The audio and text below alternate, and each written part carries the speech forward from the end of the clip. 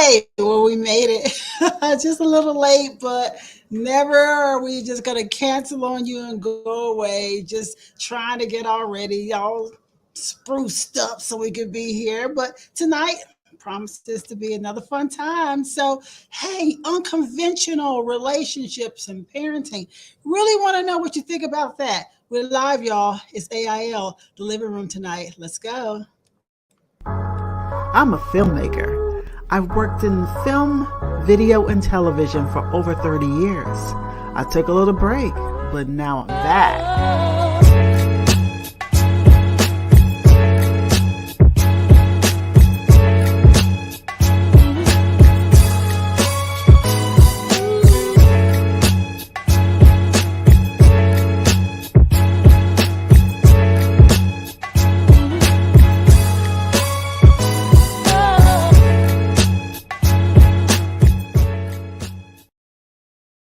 Hello and welcome to another edition of Art Imitates Live. I'm Tanya Dixon, here to give you the best in entertainment, news, information, all kinds of things like that. And of course, tonight we got some tea for you. I've always spiked the tea, and we'll see if it's as juicy as it's usually been here. Last week's we've been different or some things, but it keeps it all really interesting. And we want to hear what you all think on that too. And then we have the forum tonight in the living room. Now, this is a subject we're going to take it in different places in different ways. Unconventional relationships and parenting. And I know where some people's minds go automatically, but we're going to shake it up for you, see what you think. And again, feel free to hit us in our comments tonight because, we can't have this discussion listeners with you too. But we always do anyway, but we'd love to have it with you as well. So be sure to stay tuned for that. But you know how we always do. I take a break, see what the sponsors are doing, and we'll be right back and bring in a team and we'll get it all cracking right after this. Let's go now. Art Imitates Live with Tanya Dixon is being sponsored by Tandiland Global, bringing your multimedia dreams to life.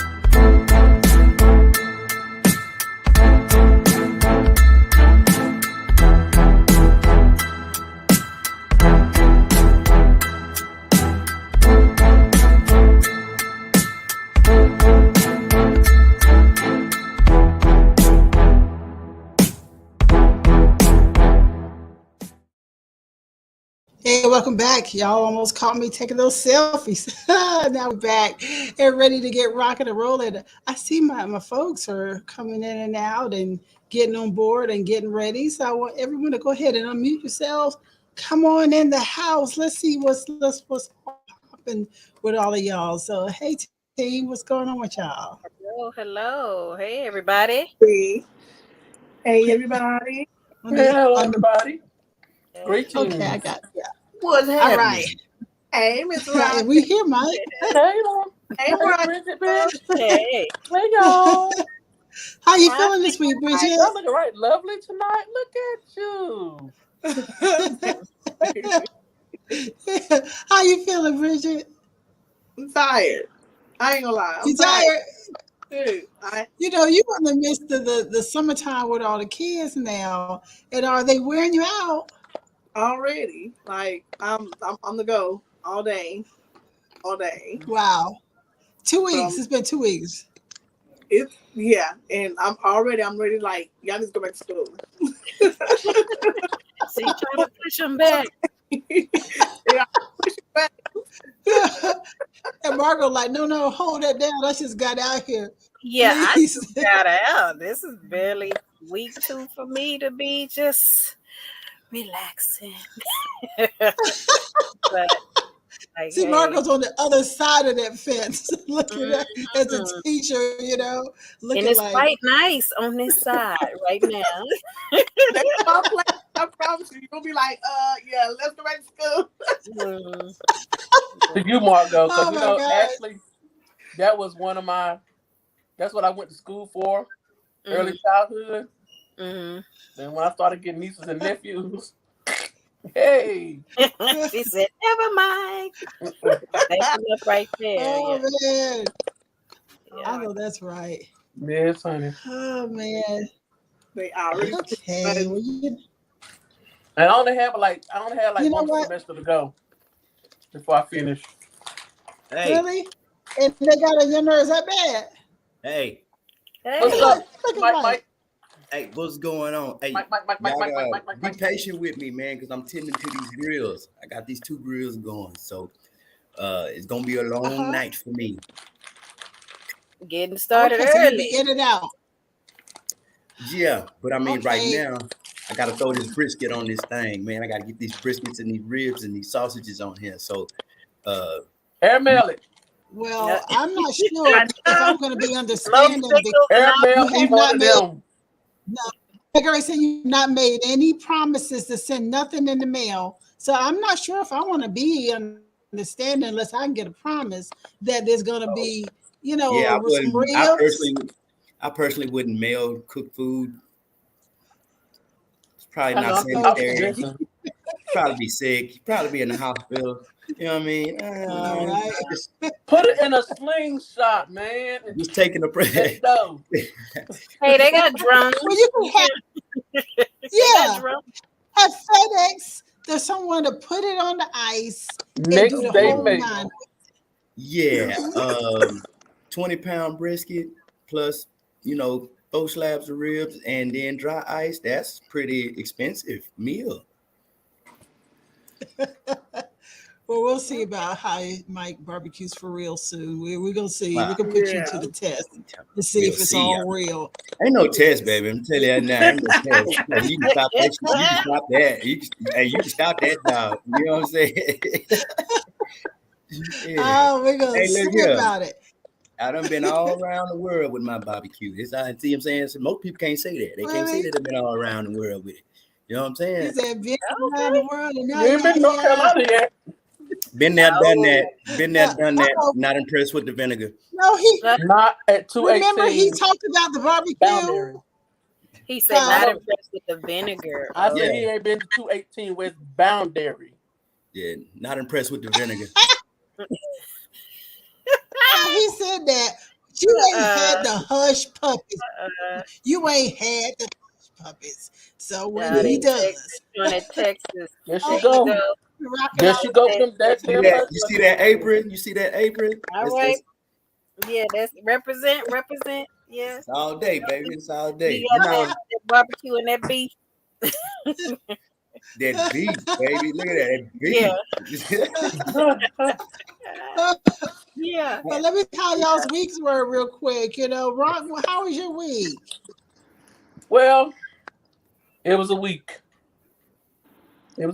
Some things getting done. I'm still trying to wrap my finger. Okay. I'm still trying to wrap my finger around all this mess going on around here in LaGrange. But other than that, I'm good. I'm living my best. I got some new things coming along in my life. Tanya know about it. I'll tell you about it later. I sure do. But I got some new things coming in my life, and we're gonna just see where it takes, where it goes. I meant to say, hey Z, and I said, hey X. Oh man, Z, I know your name. I really do. It was my Butterfingers. It was my Butterfingers timing. You getting ready to get chopped off, girl. I know. You about to get chopped off.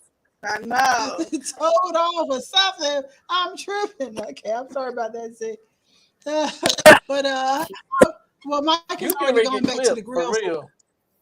He ain't gonna say nothing bad. He ain't gonna say nothing bad. Look. First of all, Mike has gone back to the grill, so we're going to go over to Bridget and see how Bridget. Well, we already know pretty much Bridget is roughing it, but we'll hear still how her week has been. It's been a couple of weeks. That wasn't our last week. I have like 5 kids, 4 in summer learning program. My niece, she's in daycare, like, so I have 5 kids here. So they sleep all has day. Trying to get them clean up. I want to clean up. So it's like wake up, get on the game. I can try to like go somewhere, but outside of just ripping and running, I just stay on the go. Trying to keep them out of the kitchen. You're a little choppy. Come in a little closer. You're a little bit choppy. Where's your microphone? Yeah. Yeah, I didn't set it up. I'm switching stuff around. That's what I've been also doing that stuff. Switching stuff around in the house, trying to make things more convenient for everybody. So yeah, I have to get my mic set back up. Okay, all right. Well, it sounded better when you came closer in, so that's fine, definitely. Okay. All right, Mark, go. How are you doing? I am relaxing, but I know today I've been tested. I'm like, either I'm doing something right or I'm finna be blessed with something or something, because Satan been busy. He been trying to be busy today, trying to get me off my act right.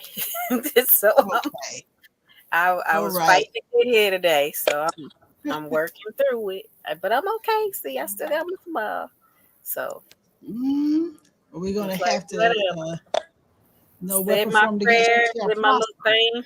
Yeah, done spoke out loud and said my prayer and did my little thing with my fighting with the spirit. So I shall be good. I shall be good. So, yeah, you ain't got to fight. You already won that. Look at Mr. Cheese up there. Look at him. Mr. He's Cheese. back. Yeah. Okay. Zach, are you saying that it was just? Are you saying everybody was choppy, or is it just Bridget that was choppy? Bridget, I want to make sure how it. Yeah. I was getting ready to second. My thing is not plugged up tonight, so it ain't me.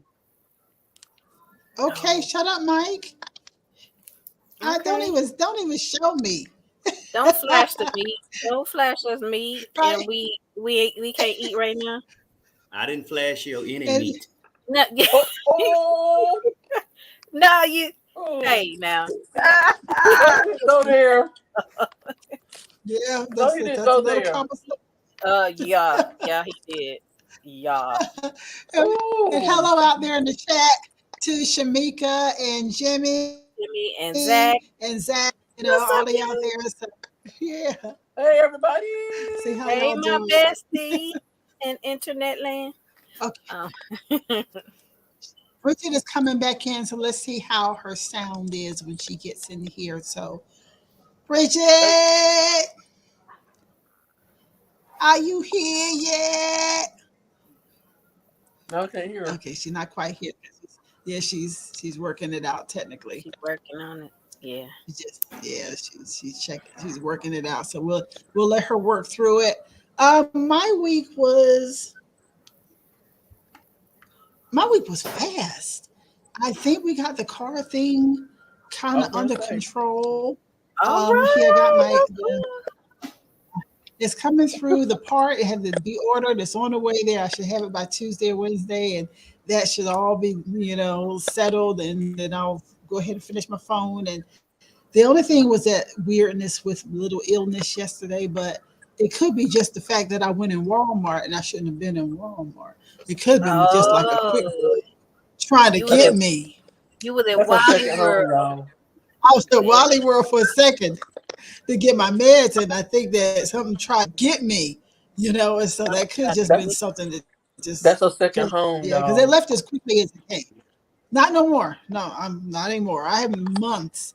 I hadn't really been there in months, and so like that.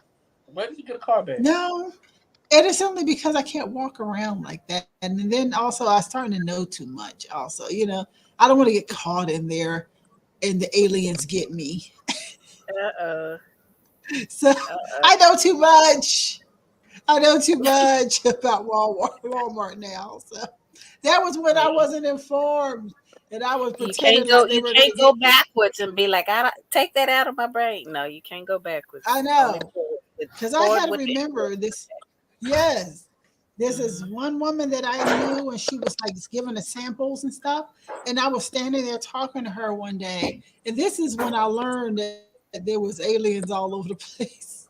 She was talking to people, and she kept saying, samples, samples. And she was really talking to people, and they would come right at her and look at her. They would just come right to the woman and stare at her. And that's when I said, wow. oh, okay, there's something wrong here. There's something Yeah. really wrong here. And that's when I said, okay, maybe it is true. Or let's Didn't say help. with secret shoppers just trying to make sure she doing her thing and advertising properly. I don't know. It was something. And it was just like, it was one time, it was one woman and her kids, and they just came in and they just stood and looked at her. And I said, oh, okay. There's something going on here. Well, Wally World, you never know All what you're gonna run into, because I done Never know. been and on the weekends sometimes at a certain time it looked like somebody having a party up there.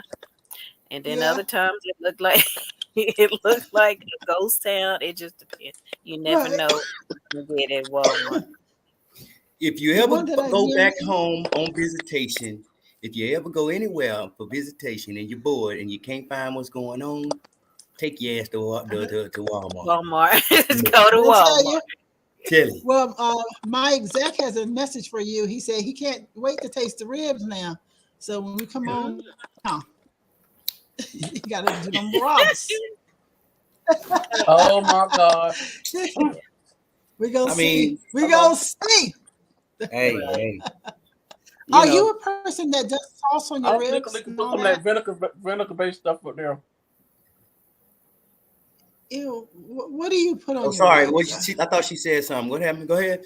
What you ask me? She said, "Are I you was like, like to put sauce You on your heard me. like cook the sauce in, or you like it No. after?" No. yeah, what do you do? So what ends up happening is my all of my meat is moist. So I don't necessarily use sauce, but I make my own barbecue sauce. You know what I'm saying? And so I put it on the side. I'm ready for it. Yeah. Especially Well, the why are you ribs, barbecuing man. so much tonight? Are you having a shingding, a festivities Nah, or something? Tom's birthday tomorrow. Okay. Oh, yeah, that's right. Okay, Yeah. so y'all That's having part of a shingding. part Yeah. of your week. How you Tell myself happy All birthday, right. Yeah. So Yeah, happy that's birthday to pretty him. much it. Yeah. Mike. Oh, and Say again. Jimmy said, Tell myself happy birthday. I'll tell him. yeah, tell him happy birthday. And what kind of grill I'll you let him using? know. What kind of grill you using? That's what Jimmy's asking you. What he asked me what? What kind of grill are you What using? kind of, Oh, What kind of grill are you using? I got 2 Oklahoma Joes. I got one vertical smoker and then one regular smoker with the firebox on the side, with the wood box on the side. Okay. okay. Yeah. I was I thinking mean, about getting You tell you working what. lemonade. I tell you what. Watch this here, because I can show you better than I can tell you. No. Let's go on a virtual tour. Okay. All right now. All right. Oh, I see that. Hold up. I don't know if it was dark or not. I couldn't see. That bag of wood chips. I over saw there. one on the other day when you showed me. There. See that bag I of was wood? going to do this. Turn it around again. Let me see if this works. Turn it around one more time. Let me see if this actually works. This function with YouTube Jimmy on here talking mess. What do you say? He said, okay, you still can't mess with me though. Jimmy Okay, talking so mess. I'm trying to. see, Okay, there you go. Okay, and Joe. Yeah, that's the one I saw the other day. Yeah. okay. Y'all got me I doing wanted to all make this sure extra that. stuff. Where we at? Well, I want to make sure that it actually would do it where it would go to you only. But you went out. You You went out. Yeah, I think it's my service, man, my service. Anyway. Okay. All right. Well, it's the Wi-Fi. It's the Wi-Fi range. Yeah. But anyway. Okay. All right, I wanted to make sure I could do that to where when there's something featuring y'all that I could actually single cam to y'all. I wanted to try that I could single cam y'all in and see how it all looks. Okay. I did that. Yes. That was Tanya. Yes. She did. She getting it. Well, you know what, y'all? I think it's time to do a little tea. Let me start looking real quick to see what I have in tea. Because one thing that I recognize is that most of my tea that I always have comes from things that come to my phone all week long. So that's what's missing is that I don't have the screen. What's up with you, dude? I don't know where he going. Do you need to cover you back up or you straight? Well, he went off to the side. He ain't speaking. He's doing his own little thing. So let's see what stories, because some things I didn't get to even last week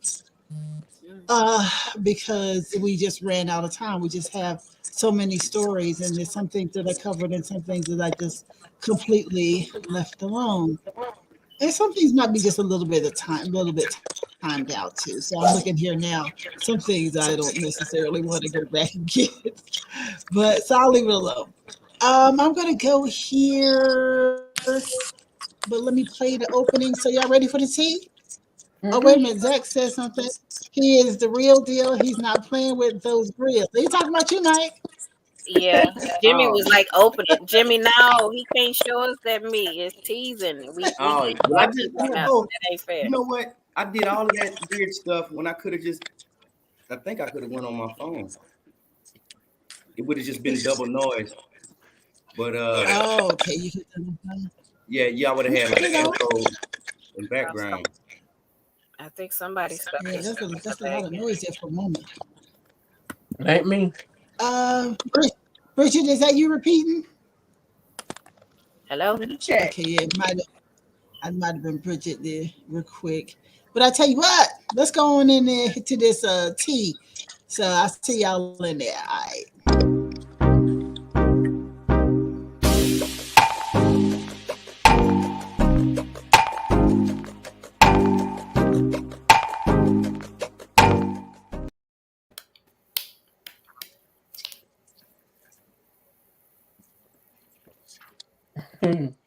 Oh, she muted.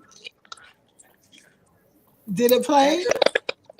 Yeah, it did. You were muted when you came back on. So we was like, huh? Okay.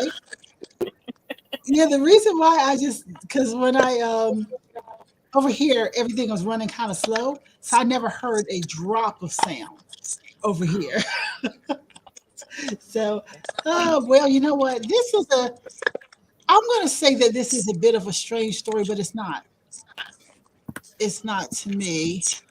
It's something that I've been waiting to say, but I've been kind of waiting to see what was going to happen for a little while. Justin Bieber. Justin Bieber's paralyzed at the big night, diagnosed with a rare disorder. Okay. Justin Bieber is experiencing paralysis in his face after being diagnosed with a rare disorder. And he's saying, I wanted to update you guys on what's been going on. Obviously, as you probably see from my face, I have a syndrome called Ramsay-Hunt syndrome. And it is from a virus that attacks the nerve in my ear and my facial nerves and has caused my face to have paralysis. This is what the pop star, age 28, has said on his Instagram video on Friday. According to New York's Mount Sinai Hospital, Ramsay-Hunt syndrome is marked by a painful rash around the ear or on the face or on the mouth. It manifests when the virus infects the Okay, Veronica, yeah. Okay, I guess it's scary. I guess this must have scared. Hey, I'm gonna tell y'all right now. I know she's somewhere in You know what I'm saying? Bear Woods, North Carolina. But everything she just did was straight country. Yes. You know what I mean? Like straight up. Who that? Who that?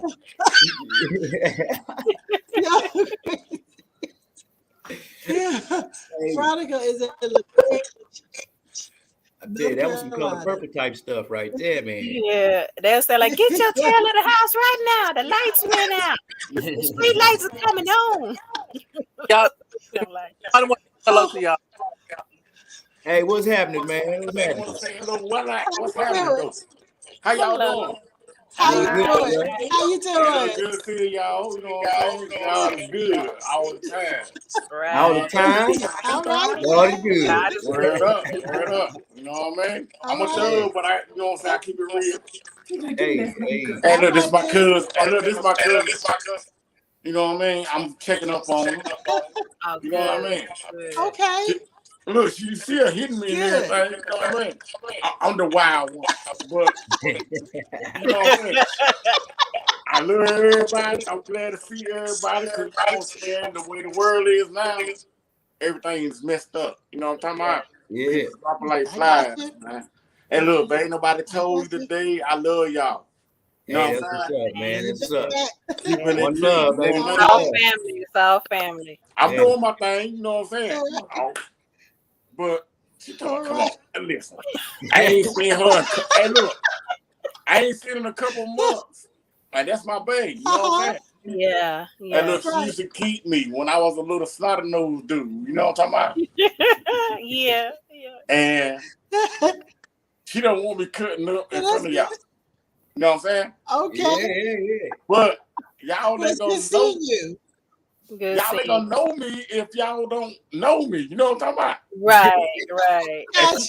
And look, she's steady trying to take the fall. Look. She too through.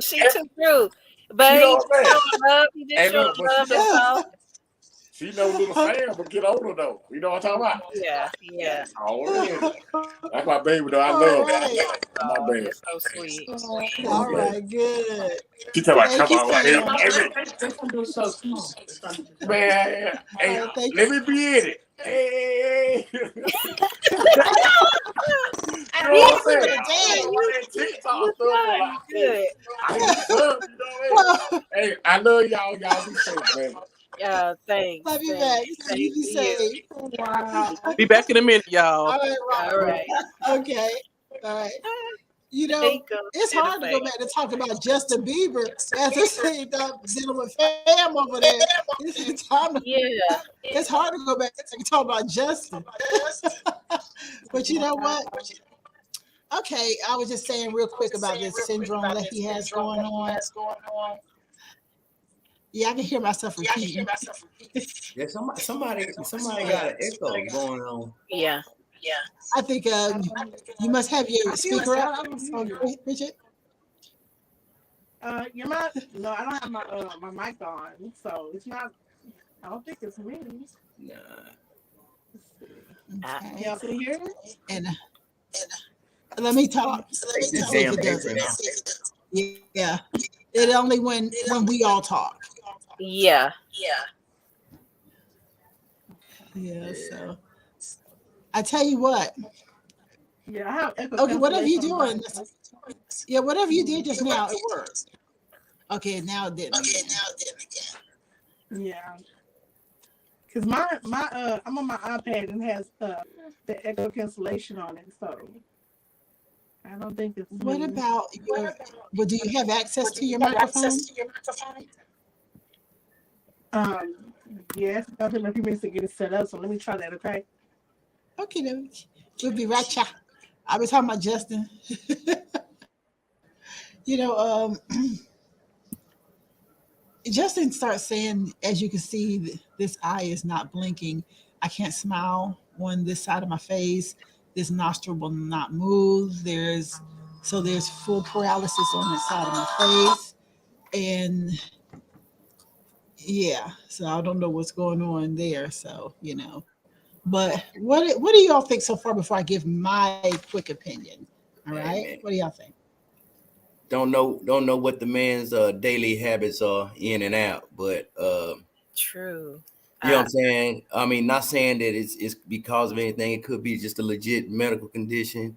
I was just at the doctor the other day, and the cardiologist, and I was asking some questions, and he said, "Hey, man, sometimes if things are genetic, you know what I'm saying? He said sometimes they show up early, and he said they show up late. He said that's the funny thing with genetics. So it could be something that run in his family.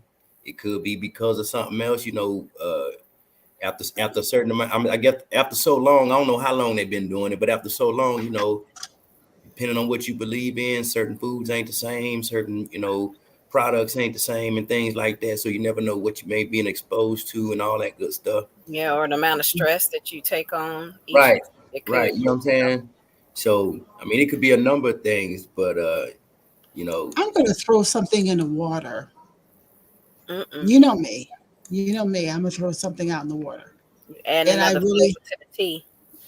Yeah, and I want to first. I want to see right here what he says. He put out another article, and he says my disease is getting worse. So I just want to throw something in the water, and I just want to see what you all think.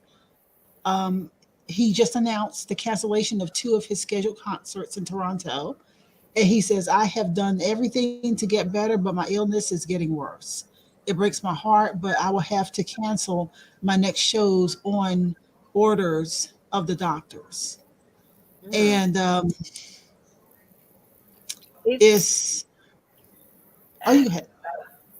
I was gonna say, it's something that's real. I've had a family member that went through something like that, to where one side of their face, but luckily it wasn't a stroke. It was just like a temporary thing due to an infection, and they over like a month time returned to full health.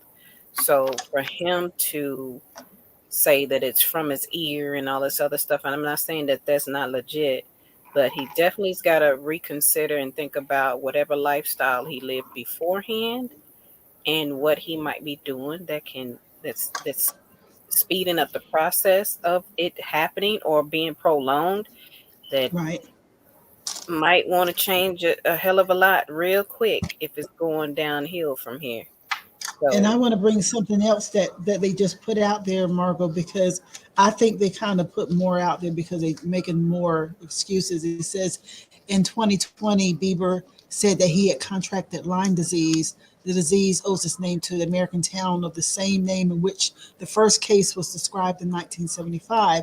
And in the United States, it is one of the most common pathology, you know the word, linked, linked to the bite of a particular type of tick.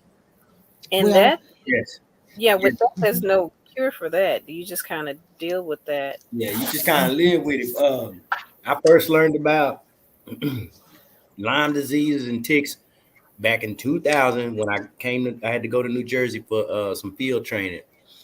And fast forward to however many years later, I end up back in New Jersey, and that's one of the things that they tell you to watch out for. You know what I'm saying? Yeah, if you're in the country, woods, something. Yeah, so anything like this. So you didn't, they got like, big deer population too. So that's kind of said that they got to be careful with all that. But that brings about Lyme disease, and you never know what you got bit by it. As a kid, it may mess with you later on.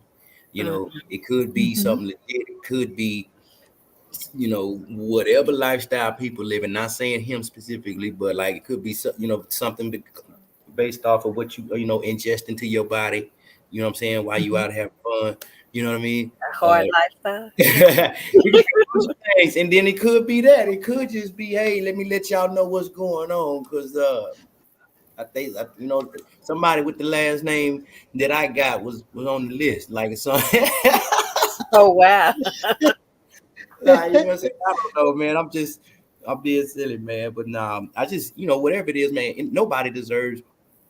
I ain't gonna say nobody don't deserve it, but I mean, man, it's just a sad thing when somebody's health goes under. You know what I'm saying? Yeah. Well, I got a few things, but Zach, are you saying that everybody is echoing right now, or was it just now when Bridget was on? And because I don't know how long it takes for the comments to come through. Because we were all echoing just now when Bridget was on. So I guess I don't know how the timing is out there. I guess that's what I'm gonna say. So I'll put that out there for now, and we'll see what happens when he hits back. Here's something that I want to throw in the water. Now y'all know me. I'm gonna bring to you two different situations that I'm gonna bring to you. Uh, how do I want to bring this in the door?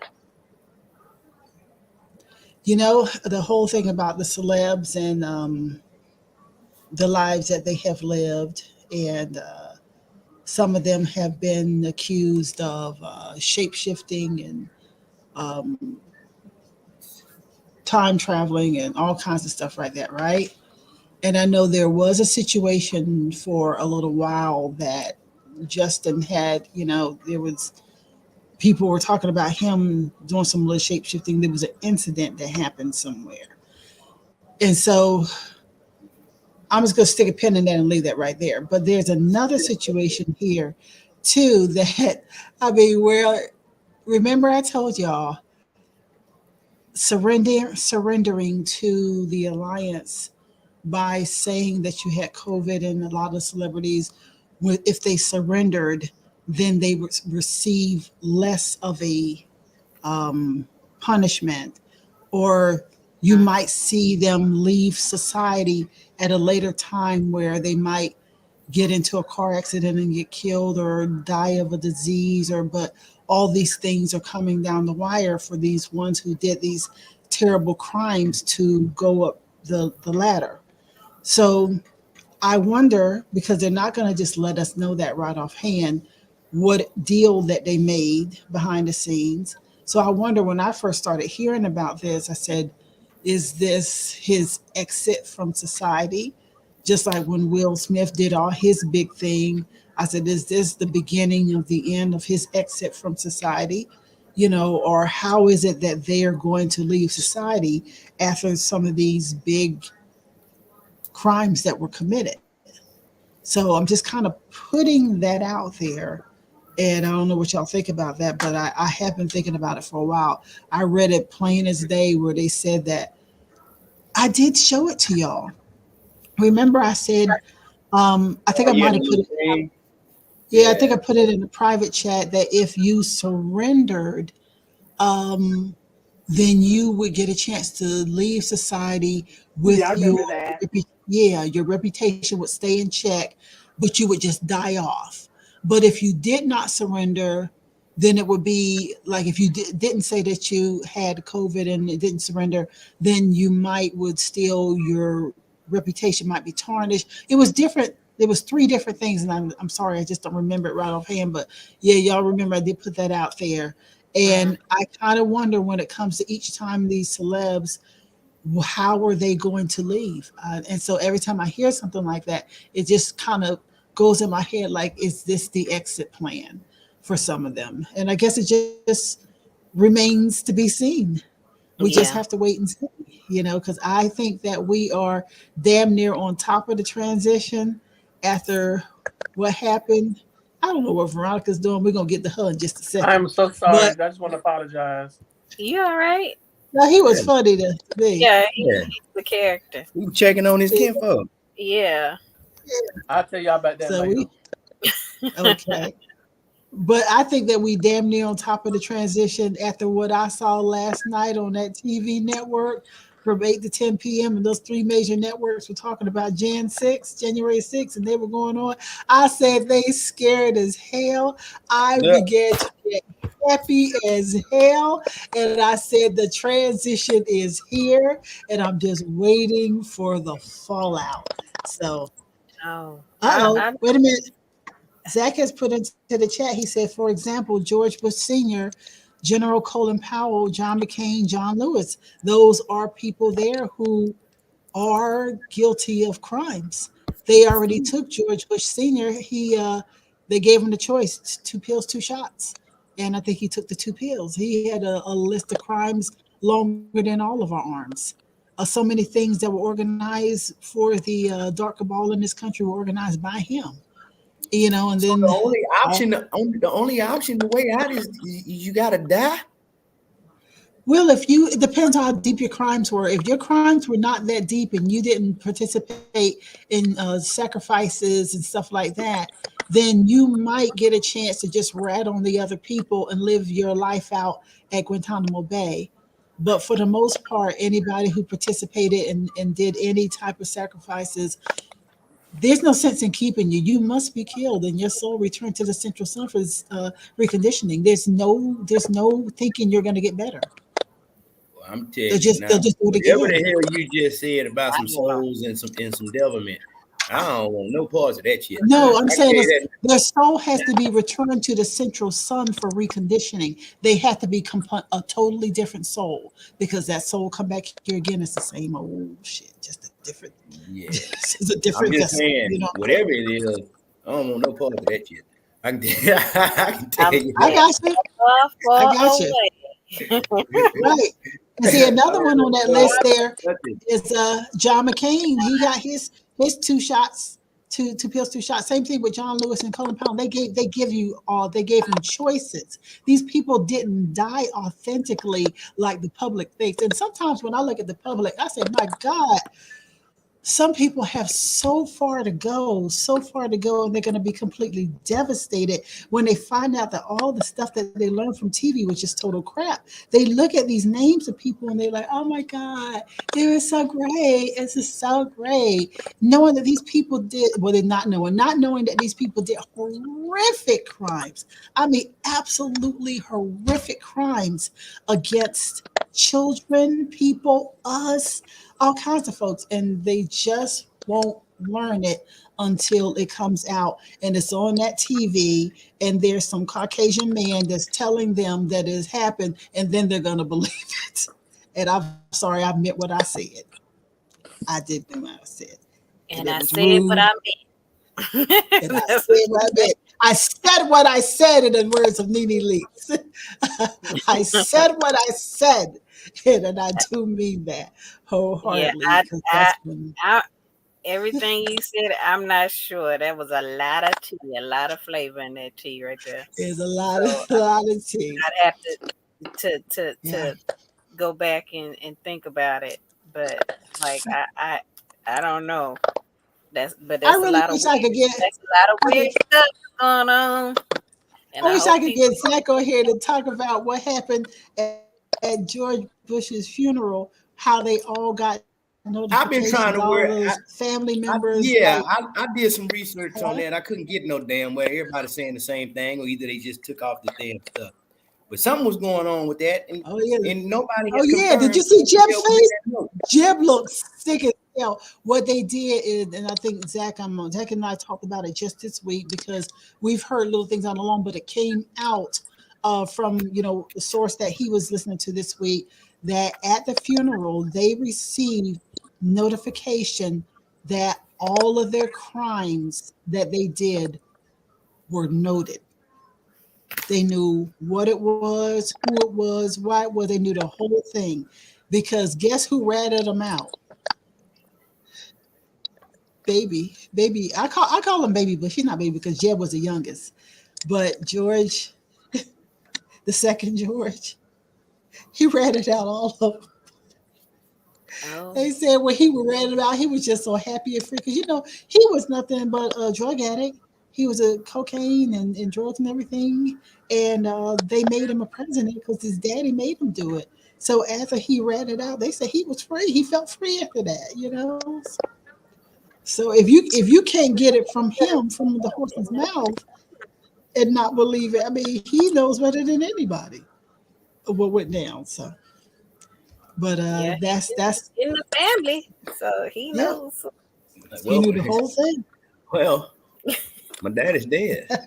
I can tell now. Well, he was instrumental in making a lot of that happen too. So, All right, so we're going to move on from there. Like I said, it just remains the same here at the transition. What happens to some of these people?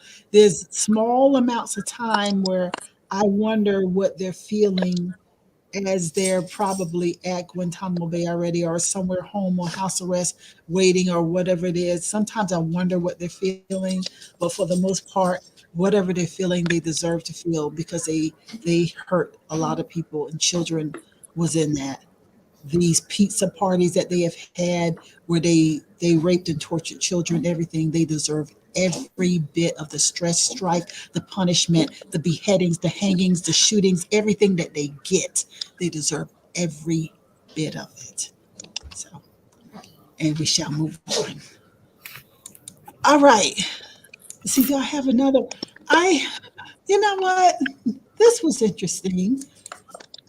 Megan Good and her husband, Devon Franklin, divorce settlement details were made public, right? And that whole situation was just a little different for me from the start to the finish. That whole thing was just a little bit different for me. The whole marriage and everything. Well, they said she's officially a single woman. Hey, the Harlem Star. And Devon Franklin announced in December 2021 that they were ending their 9-year marriage. In a joint statement, the former couple made it clear that they'd part ways amicable. Considering their marriage wasn't a messy one, the split has been seamless and probably one of the quickest and most non-problematic ones in Hollywood history. As for what caused the split, neither have said. But Franklin's divorce filing, he listed irreconcilable differences. Good, she never obtained an attorney and reportedly agreed that Franklin could handle things in terms of the divorce. Outside of restoring her maiden name and dropping Franklin legally, their settlement was pretty clean. Now, Radar Online reports that the court documents state Good will now be known as Megan Monique Good. Well, she got my middle name. Go ahead, girl. Franklin listed the date of the marriage Oh my as God. Duh. I know me and Veronica's sister, my cousin, is named Monique. So, all right. So their date of marriage was June 16, 2012. And the date of the separation was August 21st, 2021. And the separation came just weeks after they took a trip to Santa Fe. But many close to the former pair were not shocked by the breakup. A source told people that the split was a long coming, noting that they had not been spending time together. Both agreed to have no community property or assets, as well as no shared debts. They have also agreed to waive the right to seek or receive spousal support. Neither has the right to go back to court in future seeking a change in support. Good has also made a bold name change on Instagram. Her previous bio read, Mrs. Franklin, if you're nasty. She's since changed it to Miss Good, if you're nasty, a nod to Janet Jackson's hit single Nasty.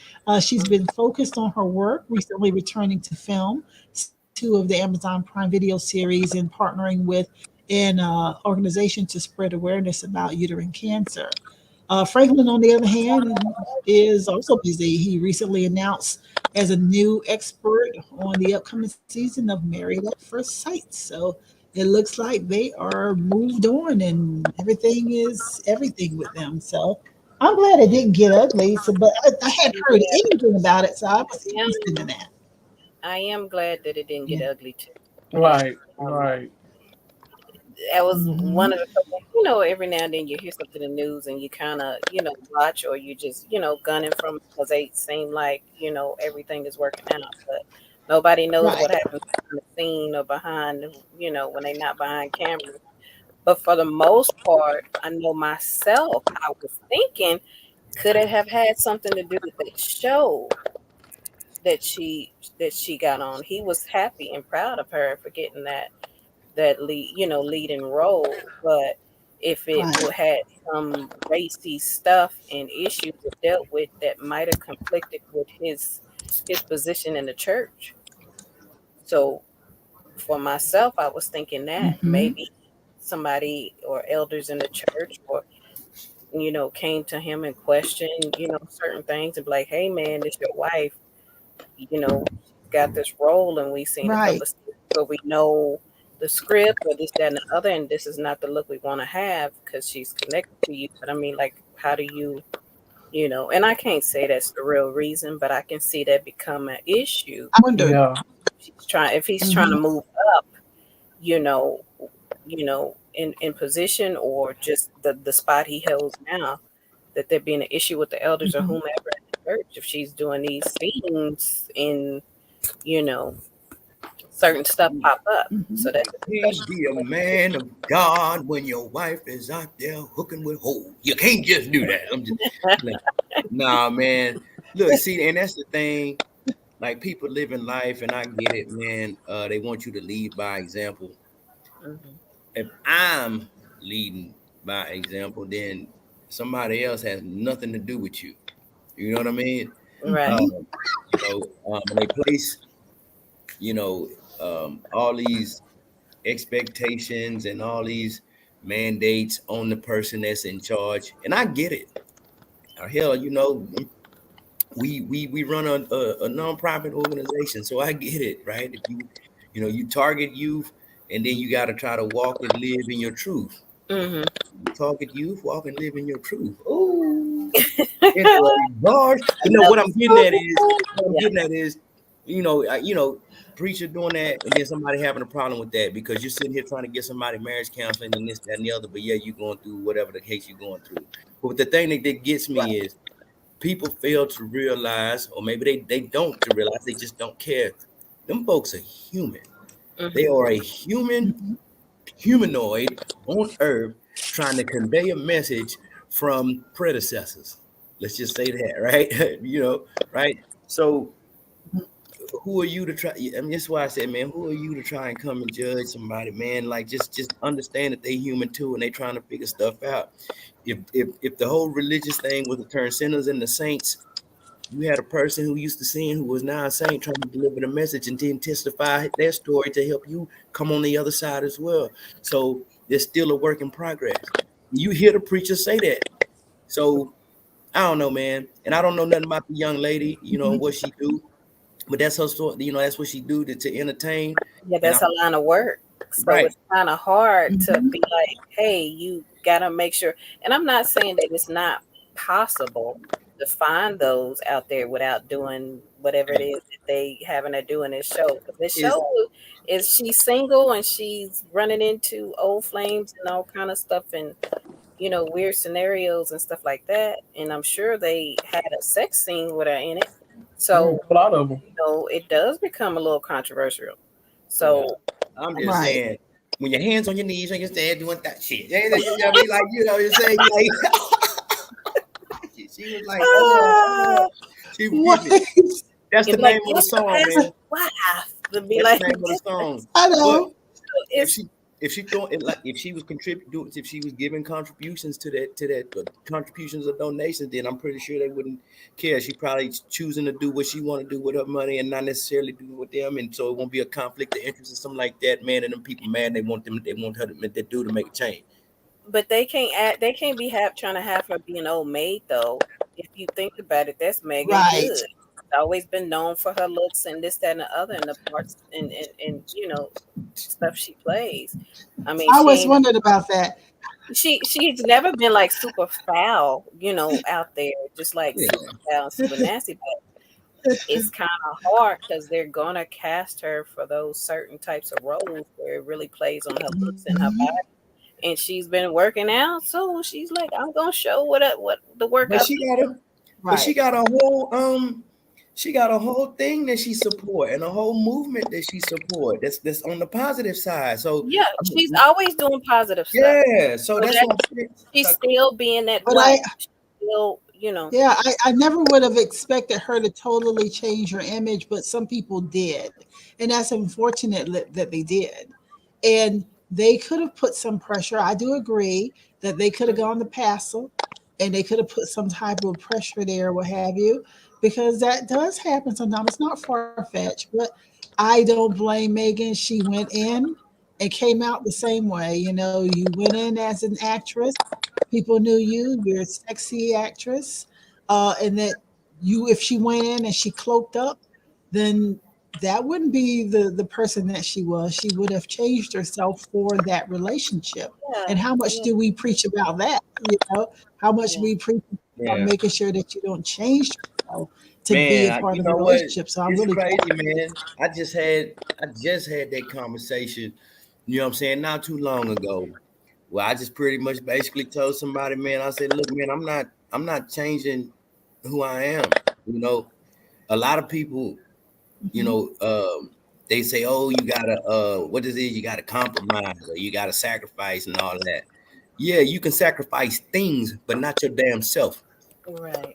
You know what I mean? You can exactly. you And can even if it's a few things about yourself, but not everything, it's like, well, then I you mean, asking me to do too much, and yeah, that's not me being my genuine self. yeah, So and so that's the like, thing. So soon as at least in in my realization of life and everything else, the moment people feel like you're trying to change them or change you know, their center, their core, you're gonna have Right. all kinds of beef. And depending on what type of energy or vibe y'all got going, if it's negative, that's probably the end of y'all relationship or friendship or whatever the Right. case may be. Because Right. you're not understanding or accepting me for who I Right. am as an individual. And now you wanting me to change my center for what? To make you feel good? Shit, tell you what, I'm gonna holler at you. You know what I mean? Like, so it's Right. just like, anyway, I'm done with that. Well, well, I see Shamika's made a comment. Yeah, yeah, I'll go ahead and put it up. You want to read it? You want to read it, Margo?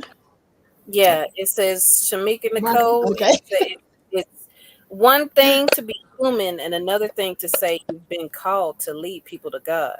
If you answer the calling in which you made the choice, accept, then being looked at, is going to happen. People are going to look at you and make sure they following a lot of stuff that you're doing because they want to make sure you have that right, Hey, tell you what though, Mhm. if a preacher get up there and tell you straight up, I'm not perfect. I used to do this and used to do this and used to do this, and they make their testimony and they're trying to live right. You Nothing can wrong look all you can look all you want and you can judge all you want, but at the same time, I'm not going to sit here and sacrifice myself for you no more when I don't know what happened for me. I know what good works the Lord can do for me. So if you want to judge me based off of my past Pass. or somebody that I have in my life, well, guess what? Maybe I'm continuing to work on them. Because there's a lot of people that either stay in broken relationships when they should be gone a long time ago because they love them. They have something deep in their heart for that person. They're trying to understand and they're not willing to give up. So they keep going and going and going. Now, if the church loves that man that's standing on that pulpit, then they should keep going and going and going unless he does something that's just totally flabbergasting and you just can't stand it anymore. Yeah. Now that wants me, that's what make me I bring. wonder. No, I just hate that, man. I've seen it. I'm sorry, Tanya, but I see that all the time where somebody is like changed their life and then they said, you know what? People scared to lead. I'll get up there and do it. I probably had no business up there doing it, but I'm gonna do it. And then when they get up there, somewhere down the line, they get criticized for something that happened in their life or that they currently are doing or that they maybe not have overcame yet. But at least they're trying. So that's the thing that's kind of a little bit frustrating. And it's like, man, we so quick to, to bash somebody. Yeah. I But say, I kind of wonder. Oh, go oh, ahead. go Go ahead. ahead. I was gonna say if you're being led by God, then regardless, some of that stuff is going to happen with the criticism. But as long as you're following what God told you to do, then because Yeah. that's the only person you Shouldn't need. matter, right? That's the Yeah. only person you need to answer to. Forget what everybody else Right. says. Right. Go ahead, And Tony. do you? And You Shamika know, makes a good point. Do you know that's why people are afraid to step up or act or do something about something that they really feel passionate about?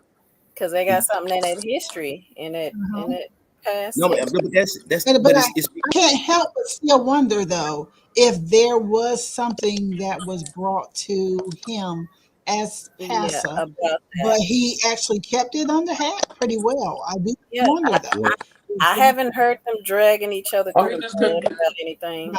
Yeah. I really Maybe haven't. he just could not get with her doing her parts, you know. And then He thinking it's for real and it's not for real, and but it's, then he had a post where he was like crying and put like a message out there to her, either apologizing or missing her or something like that. So Yeah. 'cause he took a little trip for a couple of weeks or something. I forgot. I don't know how long exactly. But a little trip to You know what I sit. saw when I looked at that, and I could be wrong. I'd be completely wrong. Like It's he might have almost like, overdid it just a little bit, but if that's his true emotions, then that's his true emotions. But yeah, he was yeah. crying and everything. So I was just like, oh, What I imagine is that, he saw her. She was like a beautiful gem.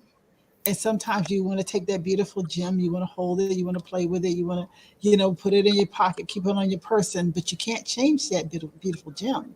You have to decide if that gem is something that you can live with, and that the lifestyle of that situation goes along with yours. And maybe that was a decision that he didn't look all the way through, or she didn't look all the way through, and I'm glad that they did it the way that they did, as an amicable breakup. But I can't help but wonder in the back of my mind if that was something that was there.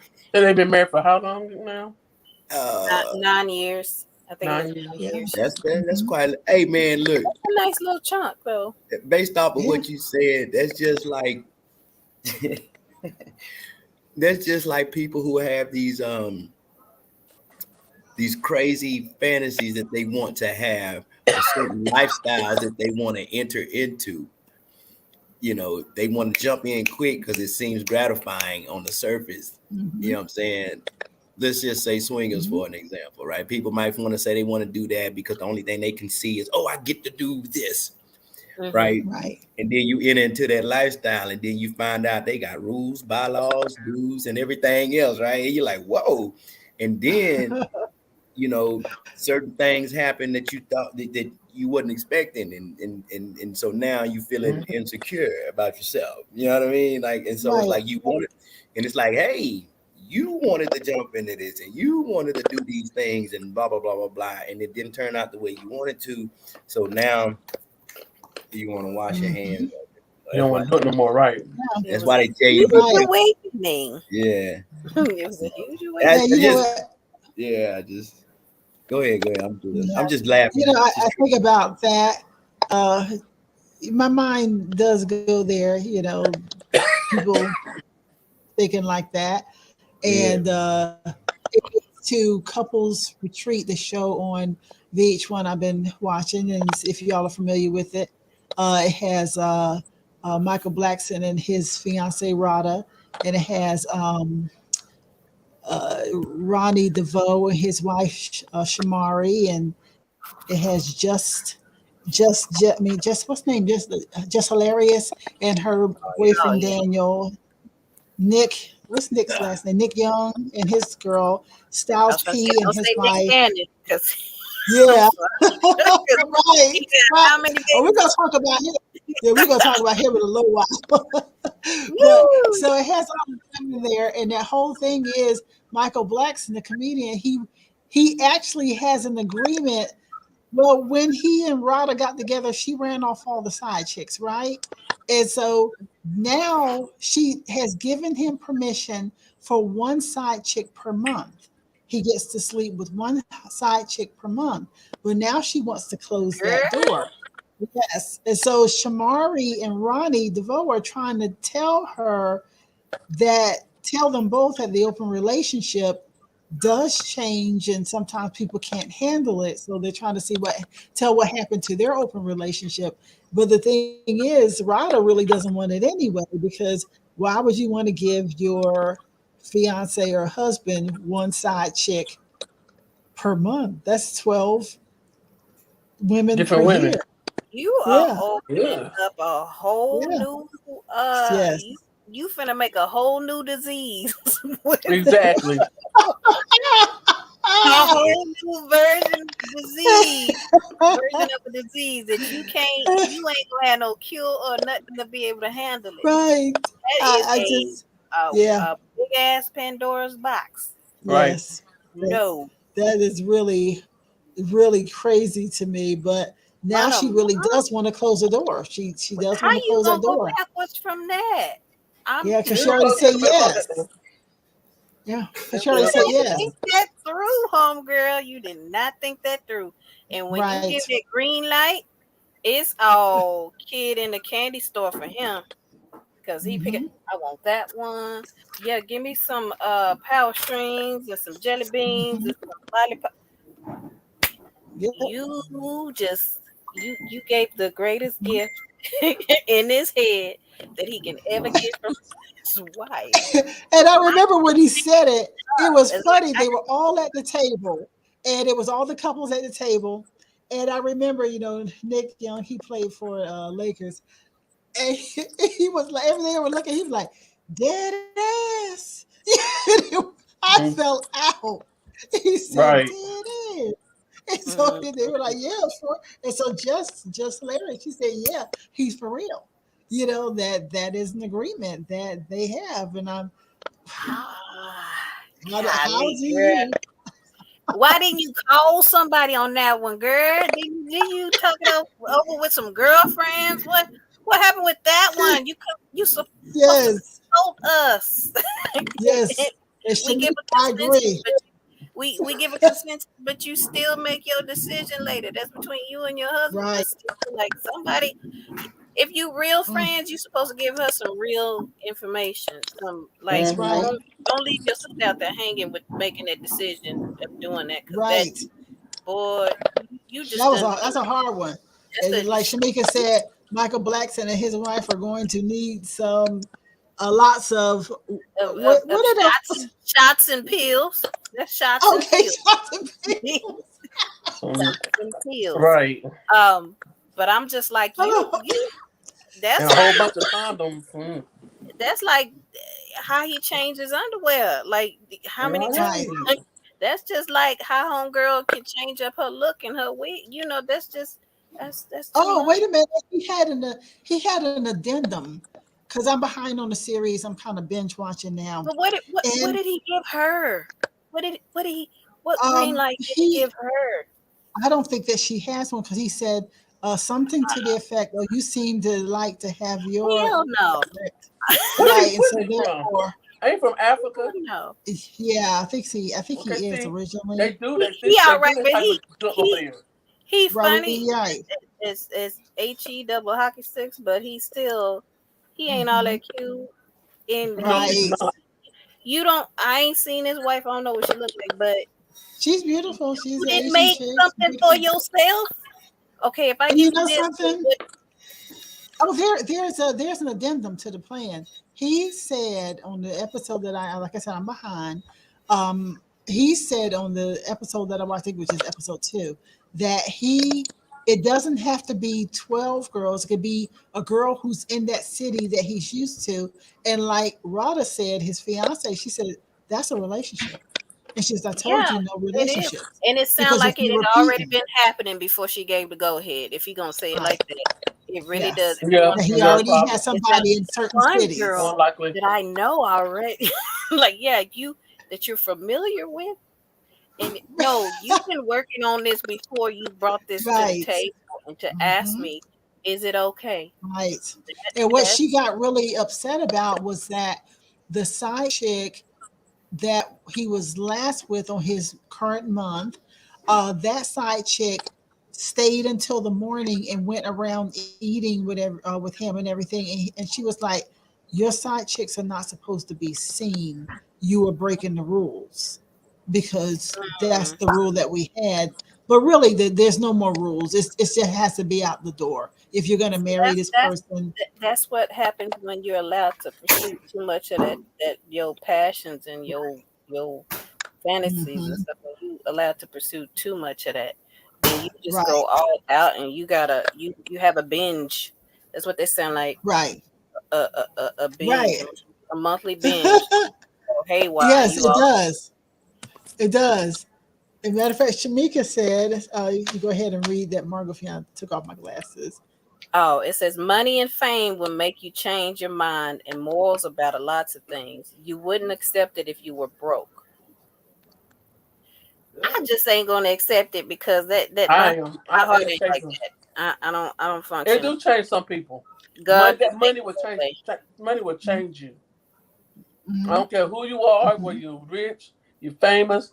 Money will change you and make the world go round. true, but you still have at least a level of your own consciousness to be able to decide, like, is this really what is it? Is this really what I'm going for? Because after a while, you'll feel like this ain't fulfilling me no more. This Well, money, that's what it is. yeah, That's what happens. money, When you first like get the money, it's like you steady trying to top each thing, like get to the Mhm. and I then believe it's that. like when you get there, it's like If you this, don't have it together, then it's that's gonna yeah, what make will you happen. fall. still broken, Yeah. Yeah, it'll break you. Mhm. and you still doing too much. Yeah. That ain't Oh, fixed. I got money now. That I ain't can rule the fixing. That ain't world. filling that need because the core of what's really going on ain't been addressed.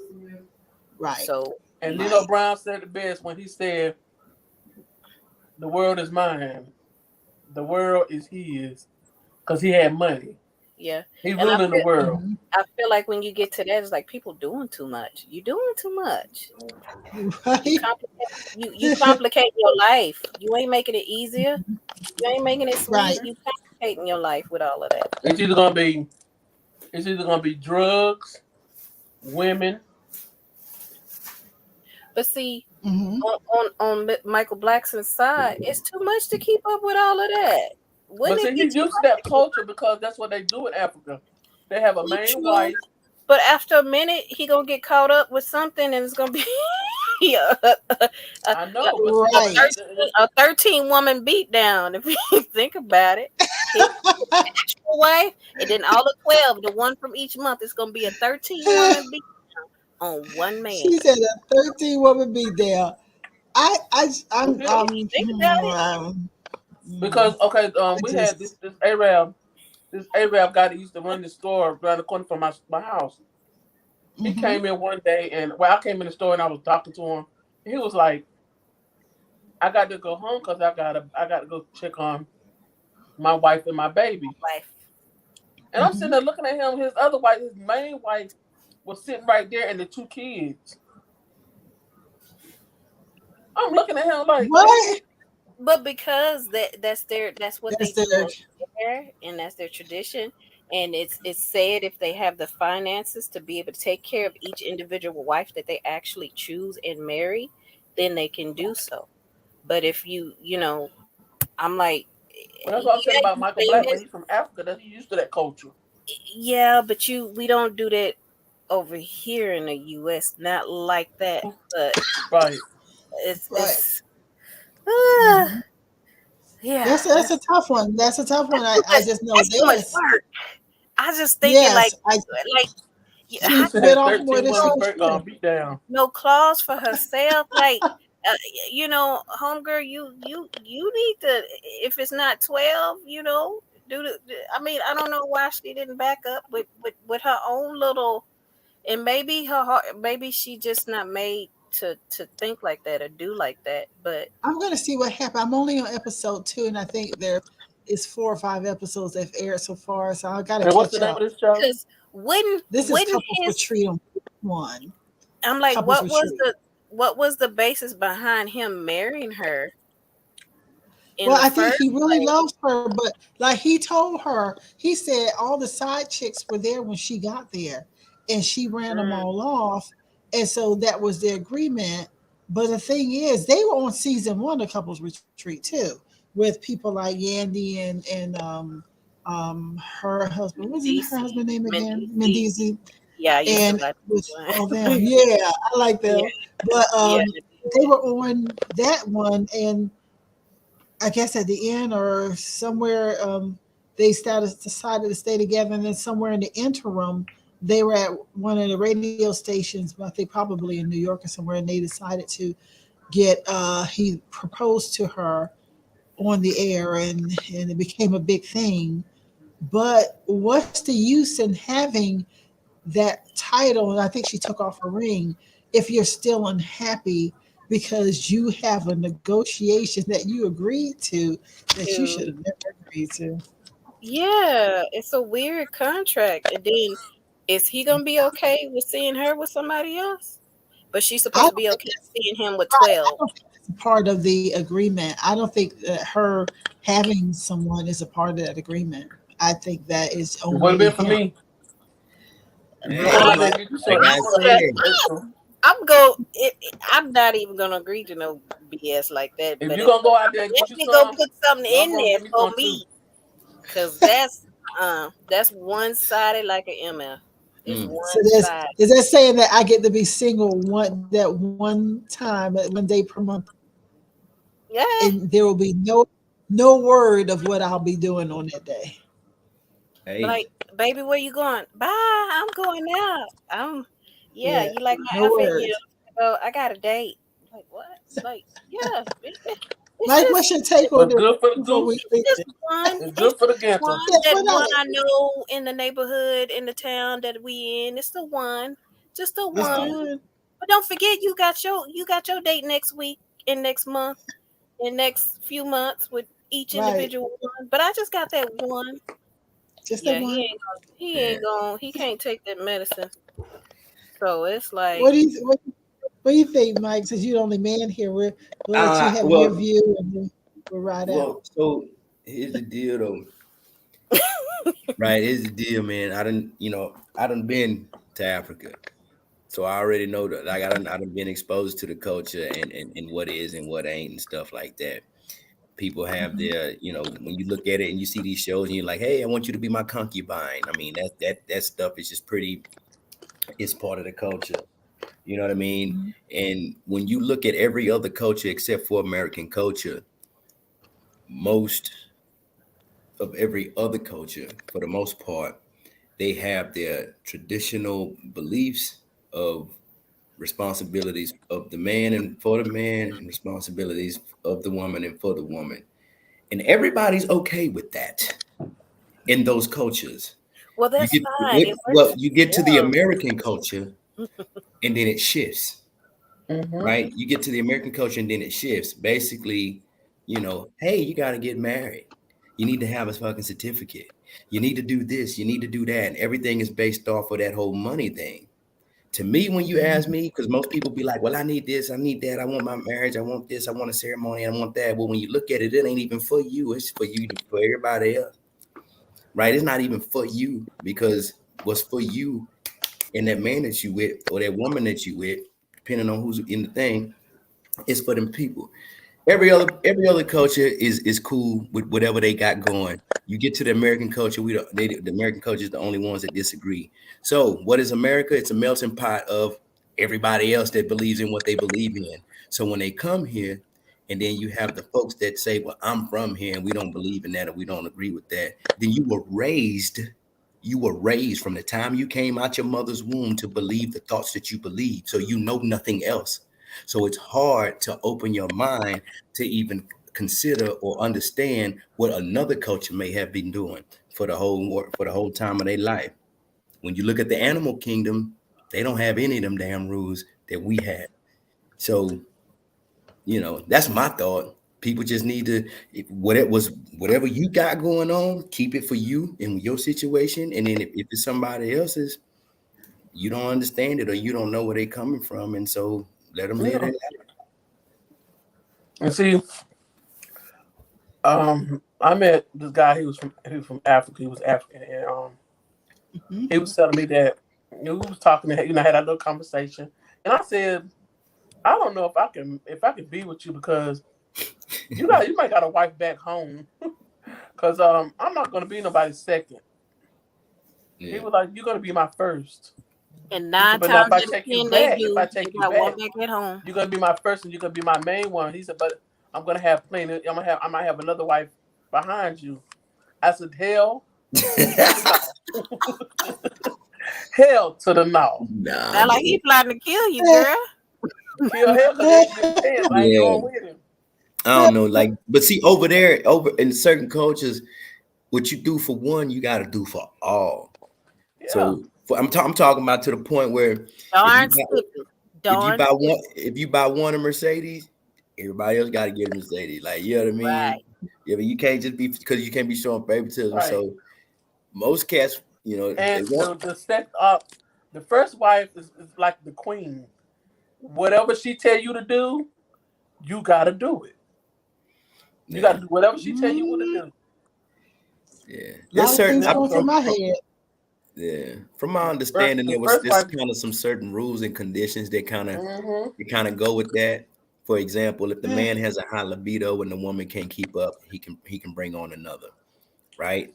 And they kids your kids, right? And then if the woman is not smart, you can bring on another. If a woman can, like, y'all been having kids and the only thing you're having is daughters, you can bring on another woman so you can try to, you know, have boy. You know what I mean? Like, so from what I end up learning, you know, when I first went over to the, you know, to that region part of the world, was that it was specific conditions. It may not necessarily be all true for all, but you know, the country I was in, they had conditional factors as to how many wives they could have after the fact. But and I think it's like that for the Jamaicans too. Yeah, I think over there, I know one thing though. Like when we were working, you know, you know, the gates and stuff, and doing our little convoy security and all that good stuff. The you know, the American women that was hearing all of this, naturally, you know, curious and inquiring about, you know, hey, how and why and what do you do here and what do you do in this situation? It was just like yeah, not here. They wasn't having none of that. But it was just funny it was funny to watch them go through that exchange, and then the whole facial expression, the body language, like what, like and then it was just so funny, man. It was just so funny, but it was a learning experience though. So y'all, let's start a picture real quick so that I can go ahead. Okay, you know, it's got to be for a few moments. Mike is ready, everybody's ready. Let's see how long this one goes in 3, 2. Okay, let's see what happens. Needed to blink. Yeah, let's do another one just in case, because you know there's a delay. There's a delay on my side, because right now I'm still looking down on the screen. Okay, we're gonna try this again. Okay, let me do something different. Okay, y'all ready? Oh, 3. Yeah, 3, 2. Let's see if that turned out. So she said there was a delay. I think the delay is Tanya, because she was like 3, 2. Okay, then 3, 2. Like Marguerite comments. Okay, Shamika Nicole said, in other cultures, customary doesn't equate to contentment. Many women have spoken out from these cultures that due to male dominance in their society, it doesn't matter what a woman thinks, wants, or feel. Yeah, that's why every time you see on the news, you see when they start having, like when I think what was one of the countries that just recently had like the approval for women to vote. You know what I'm saying? You know what I mean, and things of that nature. So yeah, you have your traditional, you know, thing that exists of the world. You know, I mean, a lot of people look at it as a male-dominated society, and whether that's true or not, I don't know. I can tell you right now, being black in America, you don't dominate shit. So, you know, you can your women's rights, civil rights, and everything else, like it all comes down to it. Whoever's in charge is in charge, and then they place them conditions and situations upon you. That's why you got to be the rebel. Yeah. It said, she also says many women have come to the U.S. to get away from that male dominant way of thinking, to start their careers, to find real love, and live freely without their culture imposing on them. Yeah. And then they get into America and find out that America ain't all it cracked up to be. Right. Right. Okay, y'all. Well, you know what I am going to do? I am not going to stay forever on these Who Spiked the Tea anymore, because the other story that I was just going to go to is just about the rapper Trouble. You might only know him if you were here in Atlanta. He was killed, and how his mother was instrumental in having a person kill him to turn himself in. But we ain't going to touch that one tonight. We're just going to say rest in peace to Trouble and his family members. Express our condolences, and we're going to move on to do our thing here in the living room, because I have a feeling the living room is going to take up a lot. Okay, so all right, y'all, let's hit the break here. Yes, let's hit the break real quick. We'll be right back. I'll see y'all in the room in a minute. Go get you some tea. It's time to go and get deep with things in just a few moments. All right, now we'll be back.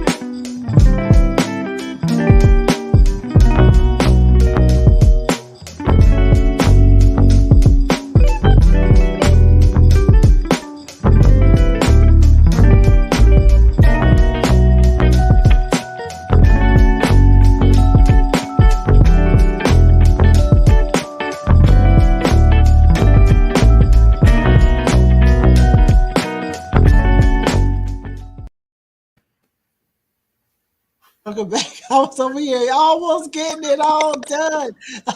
Almost on that break, finished everything on the post, but it is actually going out now. So just making sure that people out there know that we are ready for the living room. Because tonight we are going to be speaking about unconventional relationships and parenting. Okay, you know something, I probably need to give you all more of a classic definition of the unconventional relationship. I didn't look that up. I just said in general, unconventional relationships, and I didn't go all the way there. But if I need to classify that, because it does go into different areas. Now, when I first came up with the idea, I wasn't thinking along the lines of same-sex couples. I wasn't thinking along the lines of mixed couples or anything like that. I was just thinking just in general. But if I look at unconditional relationships, they're saying choosing your partner consciously or based on your own needs is what you need to do. There's no astrological matchmaker, relationship coach that will be able to, say anything about that, but that's something that you do. But it's classically defined as a relationship is monogamous, long-term relationship between a man and a woman based on falling in love and committed to marriage. But that's conventional. That's conventional. Unconventional is described as a marriage that deviates from the traditional patterns of marriage in society. In the United States and Western Europe, such marriages may include permit partners to have sexual relations with other people. So it goes into we talked about polyamorous, not polygamy. That's a different thing. Polygamy, Yeah. y'all are talking about like with different marriages, but just polyamorous, having different lovers. It goes into different areas that are unconventional. And so I just wanted to give just a brief of what would be described as an unconventional as opposed to a conventional relationship. And then I'll give you an idea. Let me pull this up too as to why I came up with this. This was based on looking at Nick Cannon. Uh-huh. You did say you was gonna bring it back up in a Yes, minute. I'm gonna bring There Nick you in this are. story. Gonna bring Nick in this house because Nick Mm. is doing a lot out there. I mean, a lot, Yeah, lot, Nick lot, lot, lot. is a lot of shaking and doing a little Yes, too much. yes, shaking, rattling, rolling, and a lot. And so let's Mhm. start there, and then we'll go into the other forms of unconventional.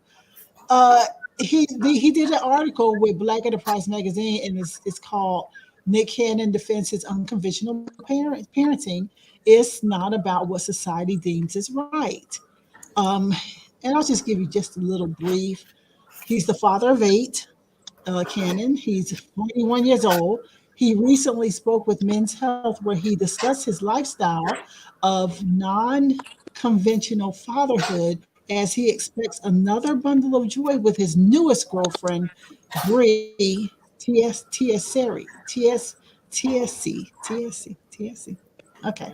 Mhm. Cannon has been the main character of the social media for the past month, following news of the death of his 5-month-old son, Zen, whom he shared with Alyssa Scott. This was in December of 2021.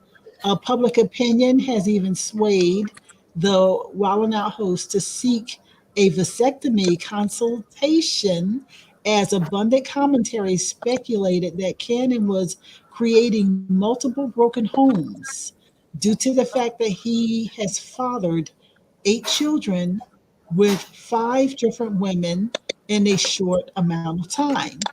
He says there's a lot of toxicity, his quote, in a traditional household, quote again, and admits that tradition isn't exactly for him and would rather do what makes him happy. He says it's not about what society deems is right. It's like what makes it right for you, what brings your happiness, what allows you to have joy, and how you define family is what he says. He says we all define family in so many different ways. So, well, I'm going to have my opinion in a minute.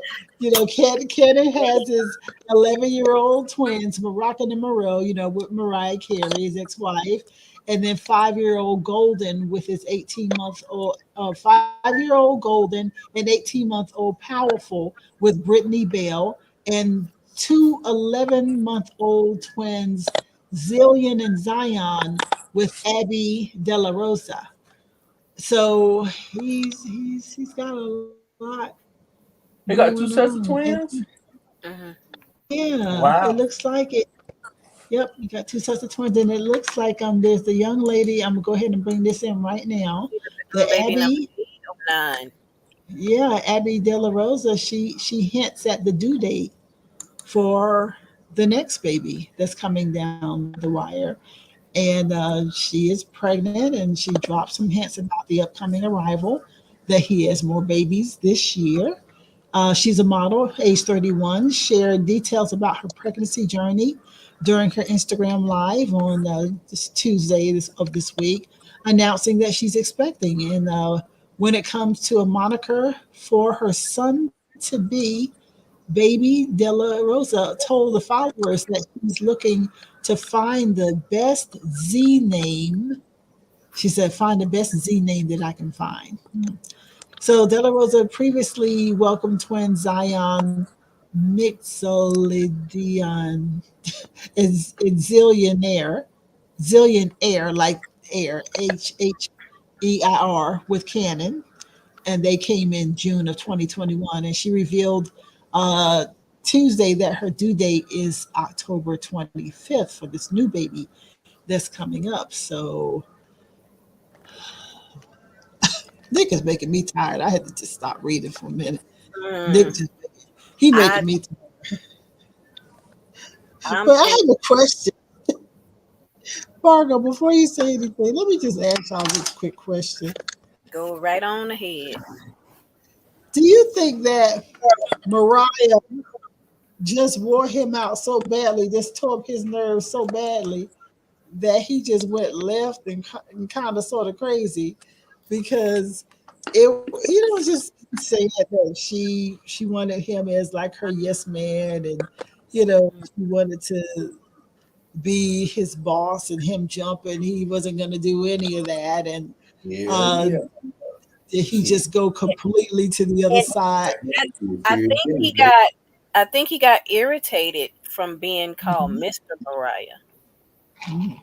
Because I was hearing that when they were, walking red carpets and taking pictures and stuff like that, just like if he was just somebody that was just on the side of her, not her husband, or, whatever whatever points in times of what they had going on. So he got really irritated, and that's why he's really been pushing himself.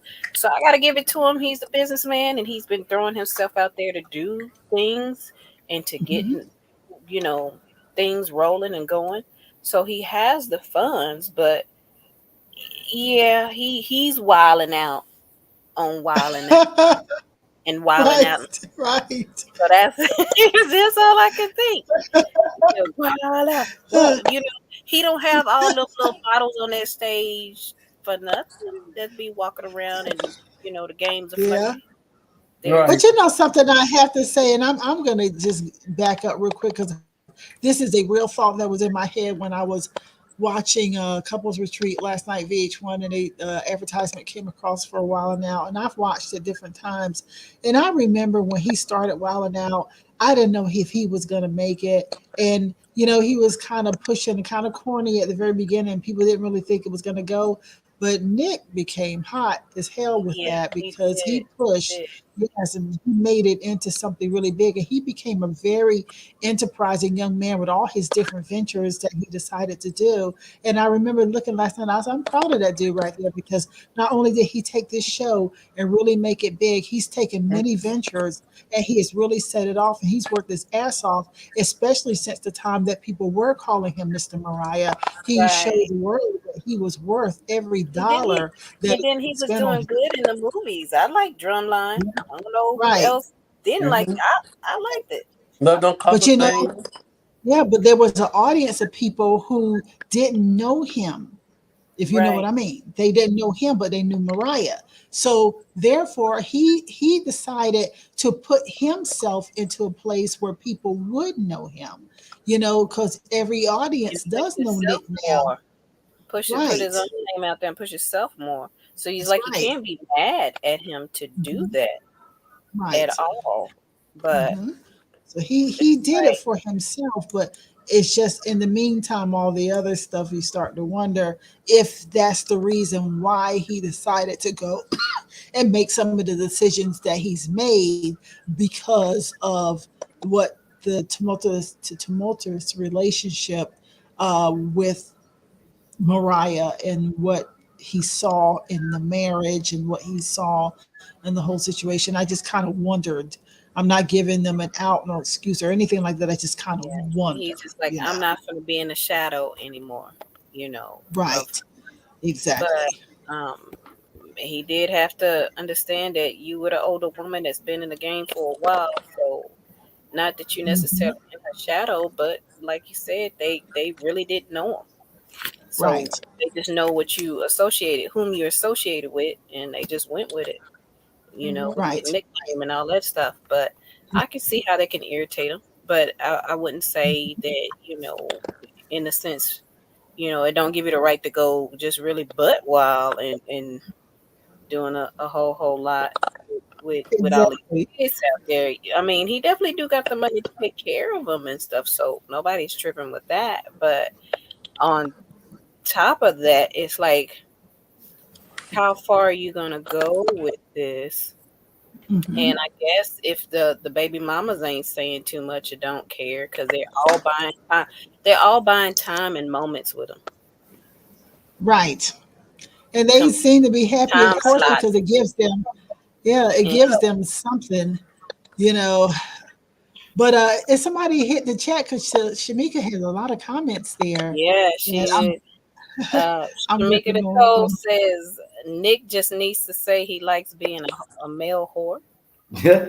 And I just said, for myself, I said I feel it's exactly what he needs to confess, confess to. And Shamika also said a prime example of what I said earlier: money and fame will make you put aside your morals.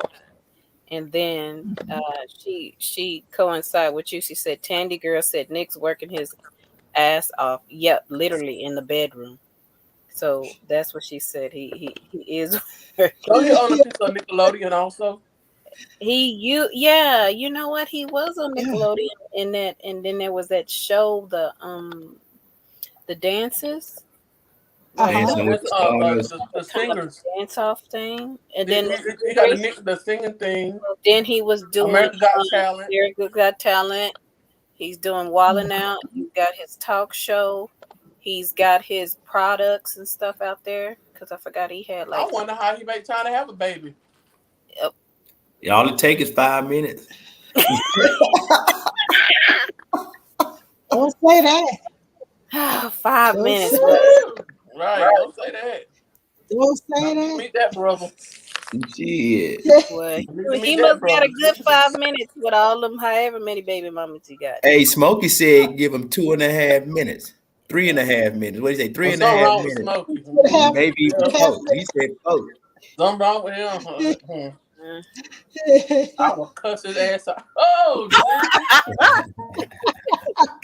Miss Ronnie. About it. I'm sorry. Yes. That's not. But okay. I'm like this, y'all. I mean, there's a reason for all that, but it is an unconventional situation. So with that being said, do you, like, some people say that he's creating a bunch of broken homes? I totally understand that. But do you also feel like, what is he helping to supply women with children who were really wanting to have them? And I'm trying. But he wants to be involved in versus a bank to give a piece of himself in a cup versus no, he wants to be involved in the act. And on top of that, that is a totally unconventional way. He definitely leaving a legacy. But it's definitely saying to me there's something that's broken or the pieces aren't fitting together concerning whatever happened to him in his past with his family's upbringing and stuff like that. Not saying that his family's been wrong or bad or this and the other, but there's a disconnect somewhere in there. And for this to go on, there does seem to be some type of a disconnect. Yeah. And so my thinking, I want to see what everybody else has to say, because I don't want to go into another level, another part of the discussion where there's this deepness to it. Eventually we'll get there, but I'm thinking he's repeating history too, somewhere in his DNA. And if you're thinking about slavery and stuff like that, but he's just doing it. He's not being forced to do it, but he's just doing it and not knowing. You're repeating a kind of a rough area or a deep area, a not so great area where those men were forced to do so, and they were married, and didn't want to do that to interfere with, Evidently, we can get into that later. That came to mind, so I just threw that out there. But that's a kind of a touchy area if you go back and look at the history. But who says how much history he's really? I feel like them women knew what they were doing because that's what condoms are for. Birth control is for. You didn't want to have all these babies. Why y'all? The women are okay with it. They feel special. It is a lot of people out there complaining about, oh, Nick Cannon got all these babies and about different baby mamas. Well, it ain't your problem. It's his problem. He knew what he was doing. They knew what they were doing. Because they know, I'm quite sure they're aware of birth control. So somebody had to know what they were doing. Well, I'm sorry. Hey, look, you may not want to be married to the man. You ain't got to be married to him. Some people have sacrificed 18 years of their life, or maybe the rest of their life, for a cool million. They're, you know what I'm saying, for $500,000 a month in child support. Well, yeah, that's kind of like them making it into a business. Hey, and let me put this caveat out here because I always do devil's advocate. It's dudes out here, you know what I'm saying they got a condom on and don't, or pulling it off and impregnating these women, and then they ass file for divorce, and with the hopes of getting what they call the alimony. Oh, yeah. It's dudes doing the same thing.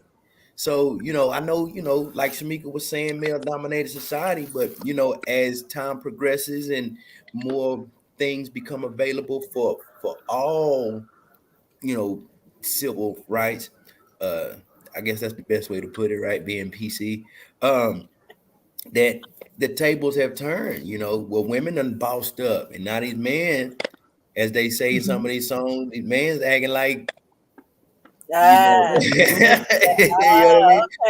know what I mean? So, you see it on both sides too, man. Like, it's crazy because you can sit here and say, oh, women, but hey, listen, dudes out here, you know what I mean? That's what happened to Sherry Shepherd. Yeah.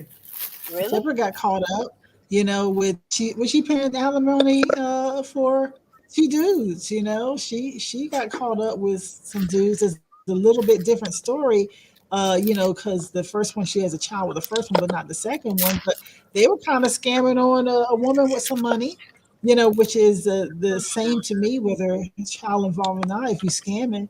And they were kind of scamming on a woman with some money, and they getting taken care of. And every time she gets a new job and increase in money, then they ready to drag her back into court and get more money out of her. Yeah. That's a lot. You know what, now that you talk about that, that makes me think about that stuff with Fantasia. There wasn't a kid in it, but, since it was a married couple and they both were in on it, and she was letting her husband go out and date Fantasia and all this stuff, and that, just kind of messed her up for a minute. Mm-hmm. We talk about Mary J. Blige and her. Mary J. Blige in the mirror, thinking you say rent money is due. Right. Mary J. Blige that rent, and she paying that money. That Yeah. She had quite a hard time. Yeah, that's an unconventional relationship. She didn't know about that. That's unconventional too. She didn't know that was going on. I really didn't want to just go in and talk about unconventional relationships as far as, same sex or, interracial or whatever. Because I just said to myself, you are who you are. You want what you want. I wasn't thinking about it necessarily that way, but I still wanted to just bring that out. That is an idea of what people have about unconventional, but unconventional extends and stems so far out beyond that definition. And we have to think about that as far as, the people who have decided that they want to be a single parent, that they want to not be in a relationship. They don't want the problems of dealing with a relationship. And it kind of sounds like Nick is that person. He made it clear he doesn't really want to deal with the traditional relationship because a lot that comes with it. So what do you all think about that? As a person who doesn't really believe in traditional relationships, are we right to judge that person for not wanting to be a part of a quote unquote traditional relationship? We live in a world where we were told what to do. Mm-hmm. And you seen how long that took place. And Right. just kind of going back again on what Shamika was saying and giving her credit to what she's saying, you know, over time and through our history in all parts of the world, what was is no more as times have changed. And we've Right. seen that with women's rights, you know, civil rights, and you know, Mm-hmm. with the acceptance of, you know, the whole LGBTQ, and now and I don't want to misspeak, but now the whole trans gender, you know, acceptance, and you know the introduction into the workplace and into all of the laws and Mm-hmm. everything else. So we've seen the advancement, you know what I'm saying, of Mm-hmm. mankind and the acceptance. So with all of that, like, I mean, the stuff ain't gonna stay the same forever. What do you do? You're right. So those Like traditional views, join in, or do you? I don't know. but that's what I'm saying. So those traditional viewpoints, and then people holding on to, well, that's unacceptable. I was raised like this. And then the whole ideal of having a growth mindset and having an agape kind of love for everybody.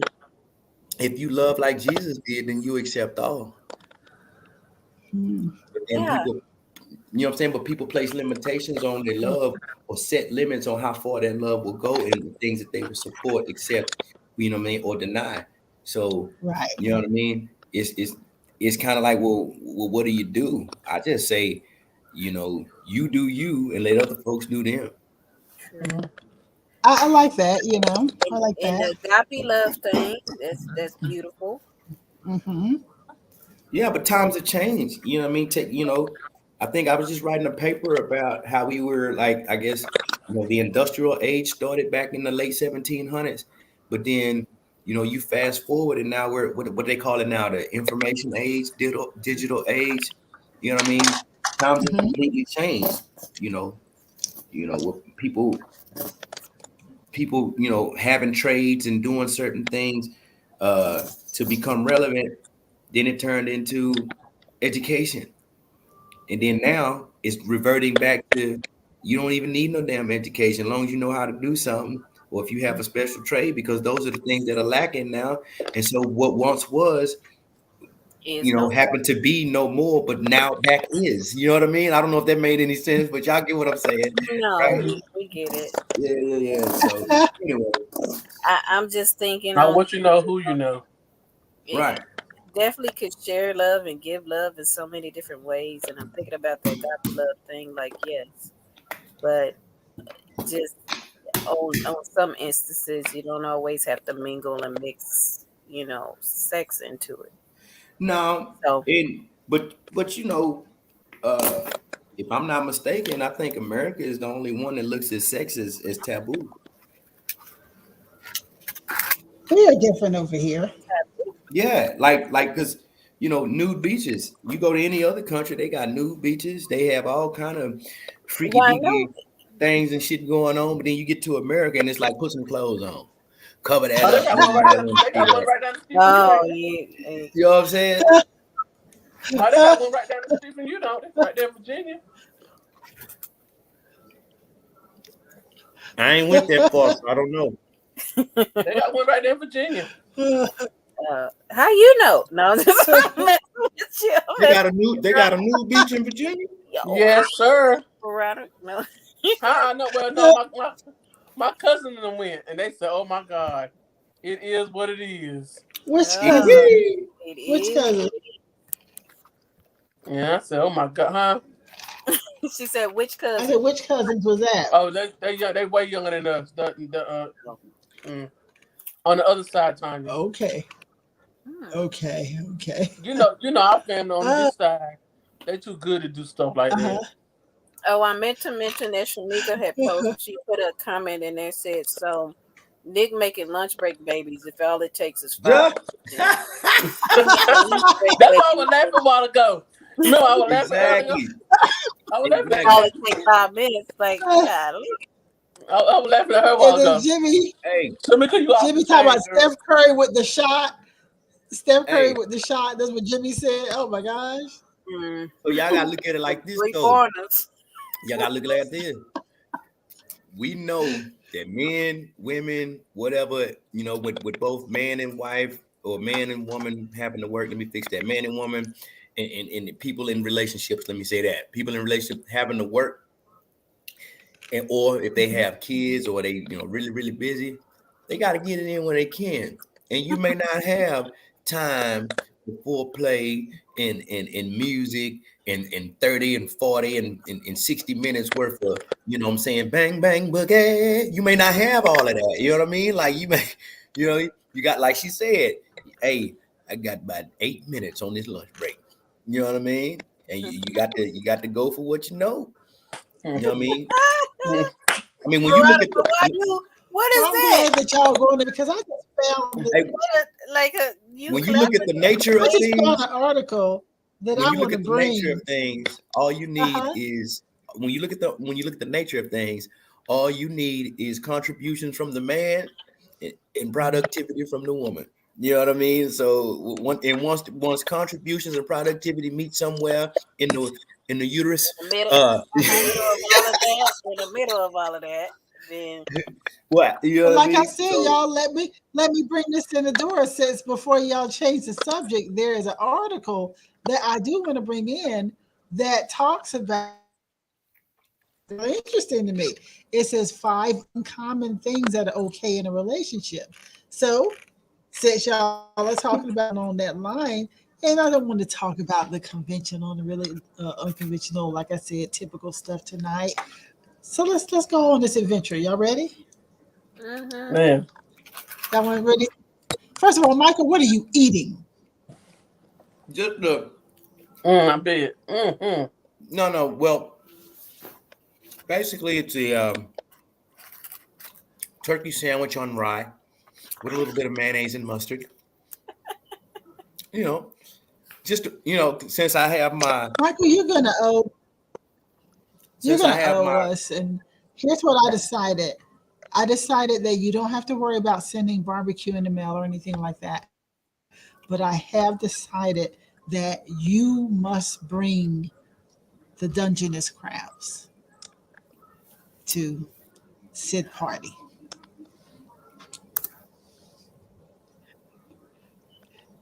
He only shaking his head a little bit.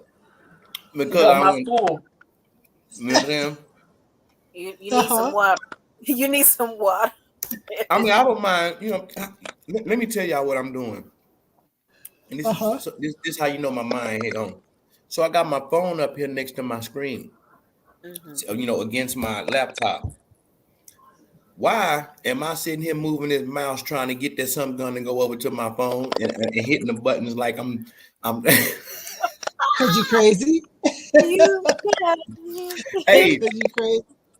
I'm sitting here moving this mouse thing like this here, and I'm like, why the hell it ain't going on the screen? And it's my damn phone. You having But I still want you to bring those Dungeness crabs. Don't have to be a whole lot because Dungeness crabs are a lot of work. They're a lot of work. And I'll bring in the other side. Wait a minute. I don't know if Veronica's gonna agree with my request. She said she ain't doing all that work. Anything to do with seafood, I'm ready. Seafood. Okay. Let me go ahead and I know that's right. Okay, I was talking about these 5 uncommon things that are okay in a relationship. Let's just see where it goes. Consensual non-monogamy. Consensual non-monogamy. Maybe you, the person who's writing this is on bustle.com. It says, maybe you, like myself, enjoy being monogamous in your relationships and don't see the fact changing anytime soon. If that's the case, awesome. If, however, you are someone practices polyamory, consensual non-monogamy, that's also more than okay. In fact, while still considered unconventional, consensual non-monogamy has become increasingly more mainstream in recent years.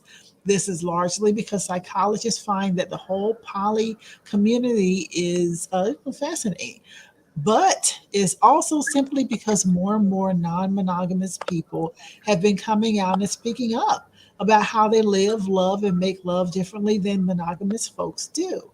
However, although consensual non-monogamy would be totally fine no matter how many or how few people practice it, the fact is millions of Americans are openly non-monogamous these days. Back in 2013, Live Science reported that up to 5% of American couples practice consensual non-monogamy in some form, whether that means they're in several relationships at once, they invite a third party to get down with them, or they so once in a while, or they just engage in some form of consensually non-monogamous activity. So basically, being non-monogamous isn't really a big deal as long as everyone involved feels happy and respected. What do y'all think? Y'all hear me say all the time, what's between two people is between two people.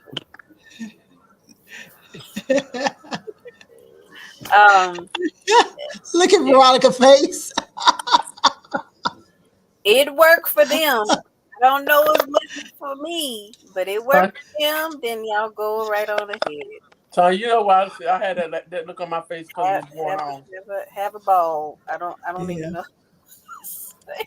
You know why. For the reason why I'm saying I'm having a situation right. You know, I'll tell y'all about after the show, but it's okay, well, I'm gonna say this, and then we got a couple of comments from Shamika too. But yeah, it's like we just meet in the middle off and on, but we still really just single but I don't know. I'm just interpreting it. So it's one of those things. But we committed. I said this before too. But I think that some things are just geographical. Let's just say when I lived in Austin, Texas, I think what I saw was totally different than what I see now. And where I live now, something is totally accepted in a different way because of this is a sexually fluid city. So consensual non-monogamy happens all the time. But in a place like Austin, in a place like Austin, it might be happening, but it's really undercover, very secretive, and very much judged, because I didn't think that the capital city of Texas would be so hippie and so judgy. It was really a strange place when I think back, the level of judgment. In the beginning, when they came about with keep Austin weird kind of moniker, right? It was Austin was it. Like you if you was gonna if you was anything non-traditional, you just took your ass to Austin. Here. Yeah. You know what I'm saying? Like straight up. And then as you know how it is, man, politics and the folks from the West coming to the coming to Texas and all of that, and then and then money being everything, and then it's like, well, we don't want that here. Hey, look, you can go anywhere else in the United States that you want to go, but damn it, this is Texas. And in Texas, if you want to be weird, you take your ass to Austin. You know what I'm saying?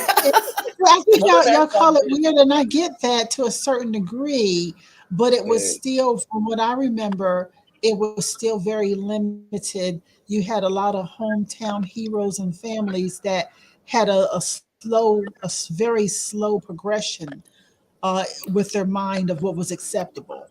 And it was not exactly that way for me. I would see people, like I said, I could leave Austin and I can go back years later, and a lot of people still, where I could find them, they hadn't moved it to a different place job-wise. physically wise, the same relationship. It was just a different kind of place. Where I am now, it's different. It's just a fluid city. So that having consensual non-monogamy here is probably, well, I'll just put it, it's not probably, it is out there.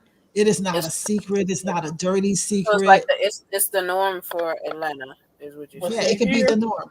It could be the norm. but see here in North Carolina, it's a hush hush thing. Mhm. You got one coming in the front door, one going out the back door. You know, and, Yeah. you know. Then it's like in 9 months, you got she got a baby by such and such. But I thought she was with such and you know, it's Mhm. and then that It's more word, you got You one got a word that they baby try. too. They both do. Like, And then it's like then Yeah. everybody's scared. Everybody's kind of scared of the word AIDS. So when you Mhm. start talking about the diseases and stuff, that's how they try to keep stuff hush hush. yeah. I mean, you know, it's like everywhere else. You got everybody sleeping on here, this one and that one and that one and this one, whatever. But it's hush hush. It ain't as loud as it is in Texas or in Atlanta. But they're doing the same thing they're doing there, but they just hush hush Right. here. Yeah. That's why exactly what I was saying is it is so far in the cover, and like it is wrong. It has the moniker of being something dark and wrong because of the traditional of that place. You know what I'm saying? People Here, they don't care. I people just want say to know be, yourself. Just know man. yourself first. It's Mhm. certain people that want to be freaks in private, and it's certain people that just want to penetrate in public. I mean, that's just how they want to do. You know, it's like it's just, you know, They don't care. I ain't they, never heard it that way, but okay. yeah, like straight I up, know, like, right? and you got to understand, there's people out there that try to push their viewpoint or their concepts on other people, and then get mad when them people tell you go to hell. Like, you know what I'm saying? So it's Mhm. like, well, because remember, I would, like we said before, the world is based off of one's shoulds patterns, right? People should do this. People shan't or should not do this, right? You know, Mhm. well, I believe this is right and I believe this is wrong. Like, yeah, okay, that's you, fam. That's you. And you got nothing to do with me. You know what I'm Just for saying? instance, Is that How does Right. what you eat make me shit? Right. And see, what I'm saying is they're already doing it. I'm not saying let's just say Austin and Atlanta. I'm not saying that necessarily one is getting down more than the other. I'm just saying that there's a difference in how they will view it and speak about it and feel comfortable in the public with it. yeah.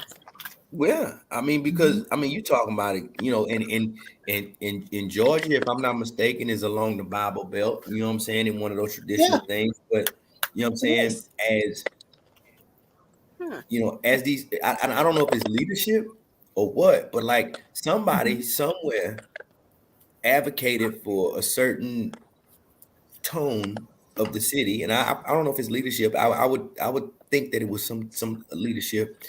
Mhm. And it's like, hey, be who you are. You know what I'm saying? Hey, we Mhm. passed this bill. Hey, you can do this, you know what I'm saying, without this and this, that, and the other. So somewhere the change dynamics end up happening, you know, depending on what side of the fence you're on. It was for the good or it was for the worse, but it's just total acceptance at this point. You know what I'm saying? Mhm. You can fight it and get left behind, you know what I'm saying, or you can conform and be with the times. Whew, my Right. boy rock Right. bars. Anyway, I'm messing with y'all. I know. But nah, man, it's it's just like here. Just like here. There's a lot of people here in North Carolina. I'm gonna say Uh-huh. let me start my little town I stay in. There's some folks here in this town that's gay. You know, instead of telling everybody they're gay or dealing with it here, they'll pack up their stuff and move to Atlanta. And everybody right. already know what's going on Or down in anywhere Atlanta. else. Right. So Everybody already know. let me ask you this, Veronica. the people that like where you at, are people doing hate crimes, you know, or do they feel like they can be themselves, or they're scared to be just scared because they're scared to be judged. Family, you have family and judgment. You know what I'm saying? Because what I find is the craziest thing, I'm gonna say this and I'll go on to number 2. You have people, you've grown up with them ever since they were little. You can tell that they had characteristics that they were going to be homosexual, that they already are, right? And you already knew from damn near the birth. But they grow up with quietness, like everybody's not looking at it, like, yeah, I know, right? They don't know, right? Hey, it's so and then they finally come out, and everybody like, we were waiting on you to say something. Like, yeah, but you know what? Not a lot of families, right? They don't come out with it. Everybody already knows, but they still don't say anything. They just act like they don't see it, and it just goes on and on forever. And that's, to me, that's crazy as hell to me. They move, like I said, they move somewhere else. Yeah. Come out wherever they move to. And then once they come out where they at, then they'll come home for a reunion and be like, well, I'm Where the fuck were you? Sorry, what were you going to? We already knew that. So I mean, why you move so far? You know, it was like look, that's when everybody be like, about damn time, shit, we were waiting on you. Like, we been new. It's crazy. You know? It's like people been there. But because of that traditional, conventional relationships with family. Small. We have one stoplight, so everybody know everybody. One stoplight? Wow. One stoplight. Yeah, everybody know your business. Everybody. We got one grocery store. We have about 1, 2, 3, 4. Know your business. We got 4. We got 3 gas stations. 3 gas stations. We got a Bojangles. We got a fish. It sounds like one of them towns where if you fart, everybody know what you ate. Exactly, it is. You know what I'm saying? Like, pretty much. Mm-hmm. Wow. Oh, he was up there to Billie Jean's eating them pinto beans. Yeah, he had pig feet. You, Mike. I guarantee you. You pull up. Who's that? Oh my God! Let me go tell you. Check out who that is right there. They're gonna want to come down here and know who you are. How long you been here? How long you gonna stay? Or we dating? Or we? You know, for example, when we arriving, I was gonna say, for example, the same way that you answered your no when you sat where you were, yeah, you down all the way. Right. Yes, because that's just how it is. Like when we arrive in town, we ain't gotta announce that we in town. The word's gonna travel. You ain't gotta call everybody and say, "Hey." I have been sleeping with my door unlocked for about a month. Oh well, don't say that. You just said that on live, boo. Yeah, no, girl, lock your door. But you gotta lock your door tonight. It's locked now. TJ locked it when he went out. Okay. TJ locked it when he made sure it was locked. All right. He made sure it was locked. Yeah, you just told the world how you sleep, baby. You can't do that. You got to change that one up now. I come here. They want to. Okay, well, now we're going to number 2. Did we get the rest of Shamika's comments? I think no. Yeah, that's what I was going to say. Shamika Nicole mentioned too. On a side note, since we're talking about sex, yesterday was National Sex Day. Oh well, I missed that one. Know that? I didn't know, but yeah, I didn't either. National Popcorn Day, and all kind of. But that one I did not know. I know it's Best Friends Day. I think Best Friends Day, Siblings Day. Yeah. Take your daughter or son to work day. Whenever they pop up. We missed that one. We missed the Sex Day. We missed that one. Well, you know what? Let me go ahead and read. You finish it real quick so I can go ahead and I'll go ahead and read go ahead and read number 2. Okay, Margo said that. She said keep Austin weird. Yeah, that was Mike said that. Keep No, Austin weird. Yeah. Yeah, keep Austin weird. Mike said that. Yeah. If Mike could stop with his cocktail hour over there, then we go back my to bad, the. y'all. Take a sip for me, Mike. Okay. All right, number 2 in this article. The article that I'm reading is 5 unconventional things that are totally okay in a relationship. Number 2, waiting until marriage to have penetrative sex. Just like no one should be slut shamed for having lots of sex or practicing consensual non monogamy, no one should be shamed or ridiculed for abstaining from penetrative sex until their wedding night either. Though it's considered antiquated in mainstream Western culture to wait until you're married to have sex these days, a surprising number of millennials still think holding out until the big day is a good idea. As Women's Health reported back in 2014, about 51% of people and 47% of millennials think waiting to have sex until marriage is ideal. So if you're waiting to have sex until you get married, don't let anyone make you feel like a weirdo about it because your body, your rules applies to everyone, not just sexually active folks. What do y'all think? It's too much shit out there. You know what I'm saying? Especially now. You know what I'm saying? And I'm trying to be funny. Like you got people that's nasty. You know what I'm saying? And then you got just random stuff in the air that's nasty. And then you got certain folks in high positions that's nasty. You know what I'm saying? Right. Manufacturing, certain things to make you nasty. You know what I mean? Manufacturing. Where is we going with this? I know, right? Unconventional tonight. She said, hey, we talking about unconventional. She said you can't say certain things about certain things and certain folks. So, so they're manufacturing certain things that's gonna lock you up for a year or two in the house, and you don't know who got what. So they manufacturing things that's nasty. So don't nobody want to mess around no more. Nobody want to take no chances no more. And it's like for the youngsters or for the youngsters or the whatever generational thing she named, to still believe in traditional values. One, they're sticking to their core and their, in beliefs and the teachings. You know what I mean? And as they, experience life in modern day, they realize there's some things that they just not. I'm good. Like, you know what I'm saying? I'll wait. Now you're willing to risk, because if you look at it to a certain extent, you are laying down your life for each other. Yeah. You don't know what you're gonna get on the other end of all of that. True. It's like you're laying down your life for one another. But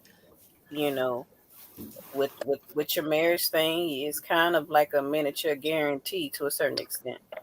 So okay, I got a couple of things here. The next two are kind of interesting. I'm going to just see what y'all think about this.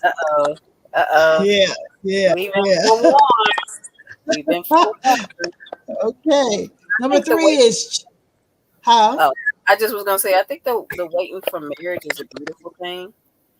So I wouldn't knock anybody that's trying to do that. I have just a question. You don't got to throw it out there. Okay, what if you do decide to wait? Mm-hmm. You know where I'm going with this, and you come across something that is just I'm just saying, be honest. I didn't wait, but that was our decision. But But I just posed the question.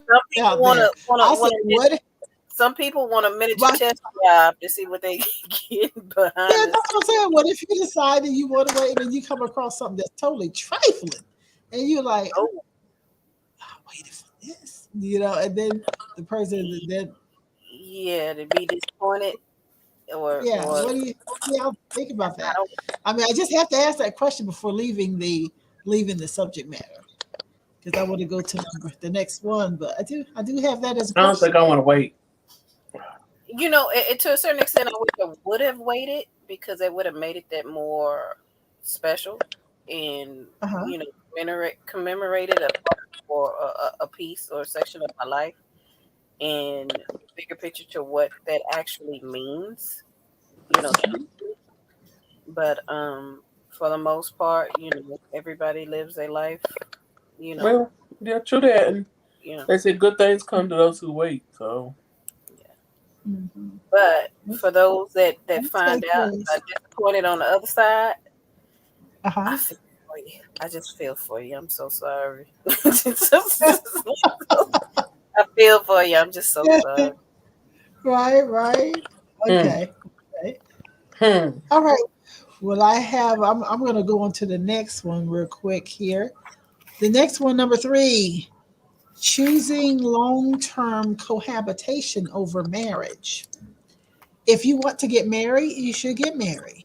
With enough love and respect, I'm sure marriage can be a wonderful thing. On top of that, some studies even suggest marriage comes with physical health benefits that living together simply can't provide. Plus, tax breaks and stuff.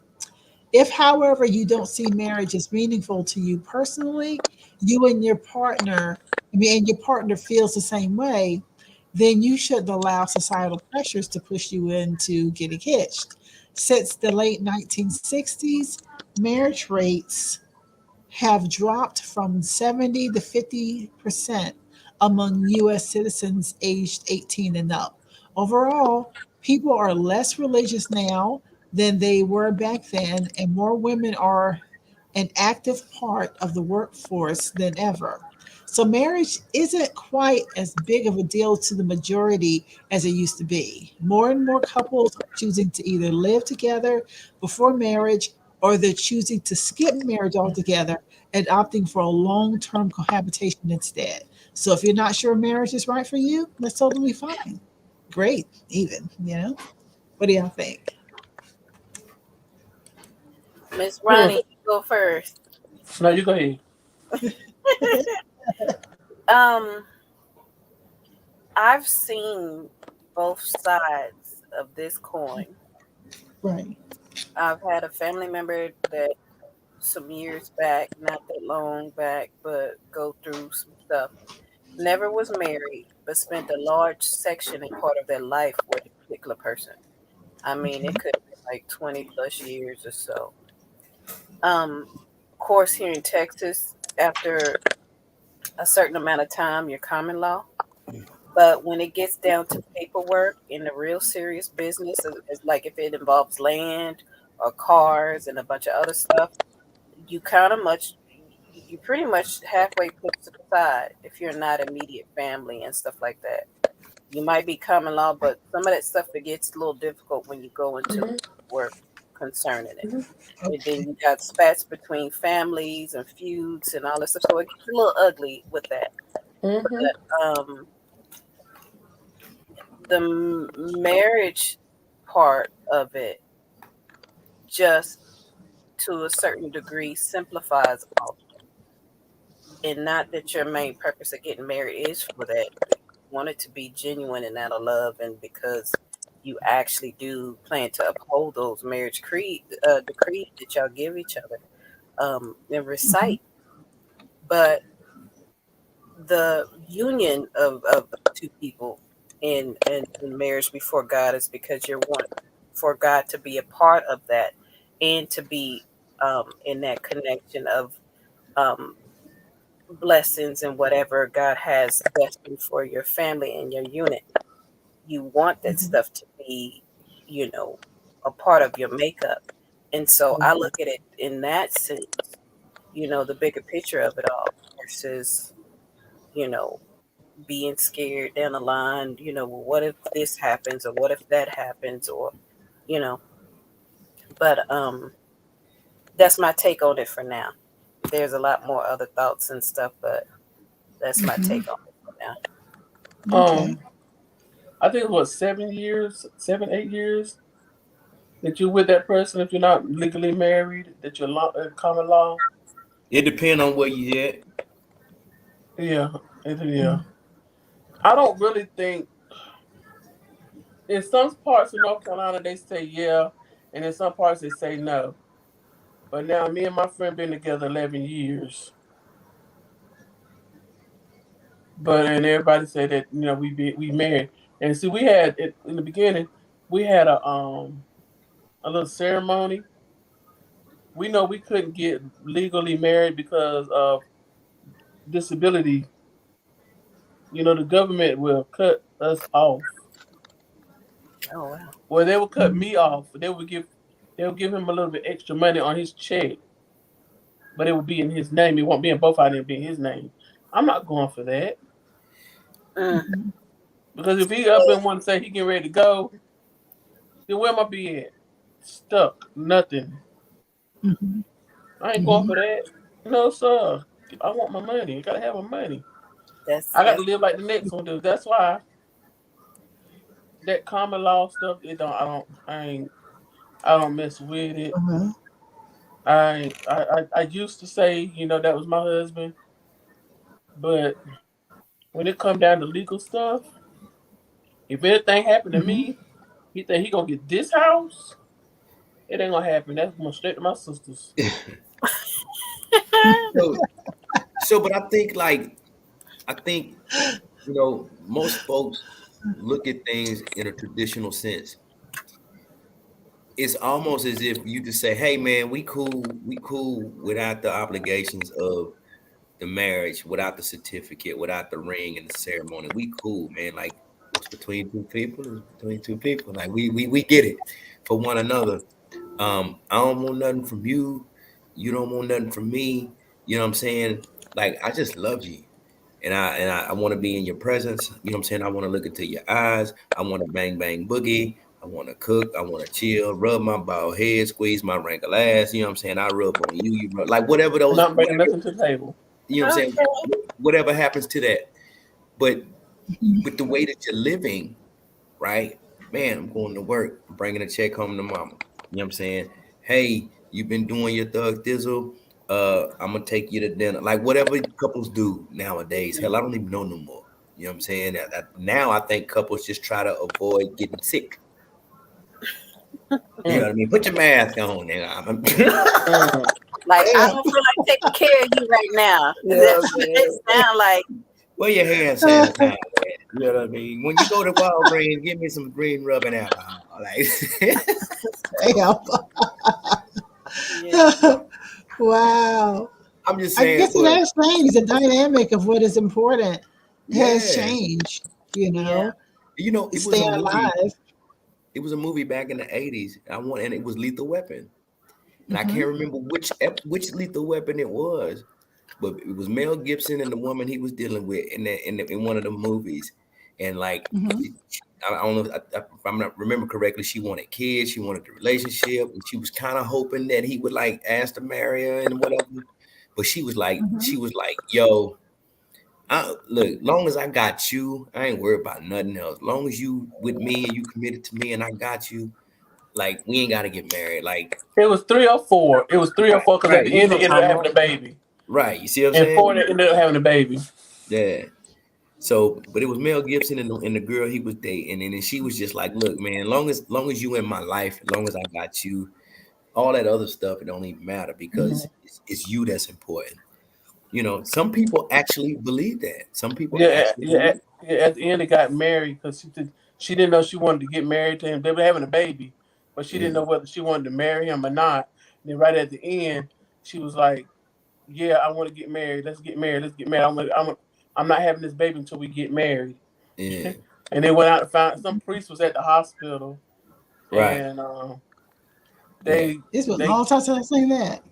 Yeah. But what I'm saying is that movie came out, I don't know if it was late 80s, early 90s, or whenever it came out. But it was like, and you know how we always say Hollywood reflects what's really going on or whatever the case may be. Yeah. So it was just, it's kind of like, it ain't nothing new. It's not necessarily, for example, in the Black community, y'all shacking up. We don't approve of that. A lot of people don't approve, but you're living together and you're not together married. Exactly. You could be out on your ass, flat out on your ass. You know what I'm saying? Like, let's say you got a child, your child move out, and then they want to come back, but they want to bring their girlfriend, but they ain't married. I can tell you right now that like 80% of the black neighborhood, the black community gonna be like, hell no, you can't stay here. Y'all ain't married. You ain't gonna sit up here and play house. Not in Charleston house, you won't. But I think to a small degree, it is good. It is good to kind of have a little footing in that area as far as people getting to kind of know each other, because you can be all for, getting married and stuff like that, but don't know or have that other insight about your mate that could be, not just pet peeves, but some other stuff that you don't see, or are fully aware of. And are you ready to accept this and to build on this, or to deal with this issue now that you know and you've gotten a few months in to see how living arrangements would work with whom you're with. And other dynamics can add something in, like being parents, and other dynamics can surely change it or push it to being together. Of course, family members or nephews that already got a child and living with the mother of their kid, girlfriend, whatever they want, whatever title they give her. But that's what's being done right now. Not that everybody disapproves, but it's their life and their situation for the time being, and that's what works for them. I just say, marriage definitely needs to be, depending upon if that's what they want to do, but be the goal. I would suggest, but sometimes you do gotta kind of live with somebody to kind of find out and know a little bit more about them. Why is Mike laughing? Before you jump into it. Oh, you're on mute. You're on mute. You're on mute, Mike. So I'm not interrupting. Is Tom sent me a message and I told him I was doing the brisket. He was like, "Yo, like we need to link up because I need to perfect my recipe kind of thing." So and then I showed him a picture. That's why I had my phone up of what we was doing, and he was like, "Man, y'all still on?" I was like, "Yeah." And he was like, "Man, he said, he think I might come through next week." I said, "Hey, she said you had an open invitation for all time." And he was like, "Tell her I said thank you. It's time for them to see the Turn 'em Loose brothers again." You know what I mean? So, you know what? I might just start a fight. Yeah, I might just start a fight with y'all, because you know how we get, and really get it rowdy up in here, get it all rowdy up in here, So, Mike, you tell me what the subject should be next week. We'll talk about it and get it all live and crunk if he's going to come up in here. Hey, we'll figure it out, man. I can tell you now. You can talk about just about anything, and there's always going to be a rebuttal. You know what I mean? Just think about it. Think about it. If we all agree, then we have no show. Oh yeah, that's why I said getting it crunk. I like when it gets crunk in here. So, I just it's only hard on me, like if it's like the guys and the girls or group here, the group there that is bigger, but sometimes when it centers down to me, then I get like, what are you talking about? That's how I feel about it.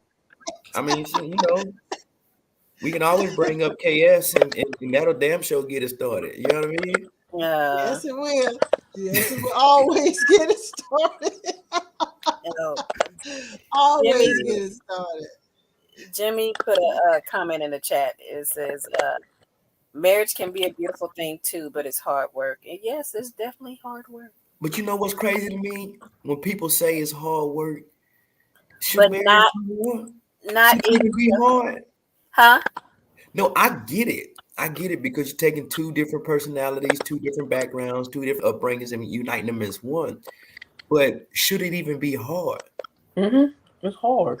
No, I'm saying, should it be hard? Should it be? It depends on how it can be hard, but it is because if you're looking at it with your heart and y'all both shooting to the same goal and trying to have some of those same That single people have them. It's not, but the stuff that really matters is going to be some work. But you know what makes it hard? Always hard.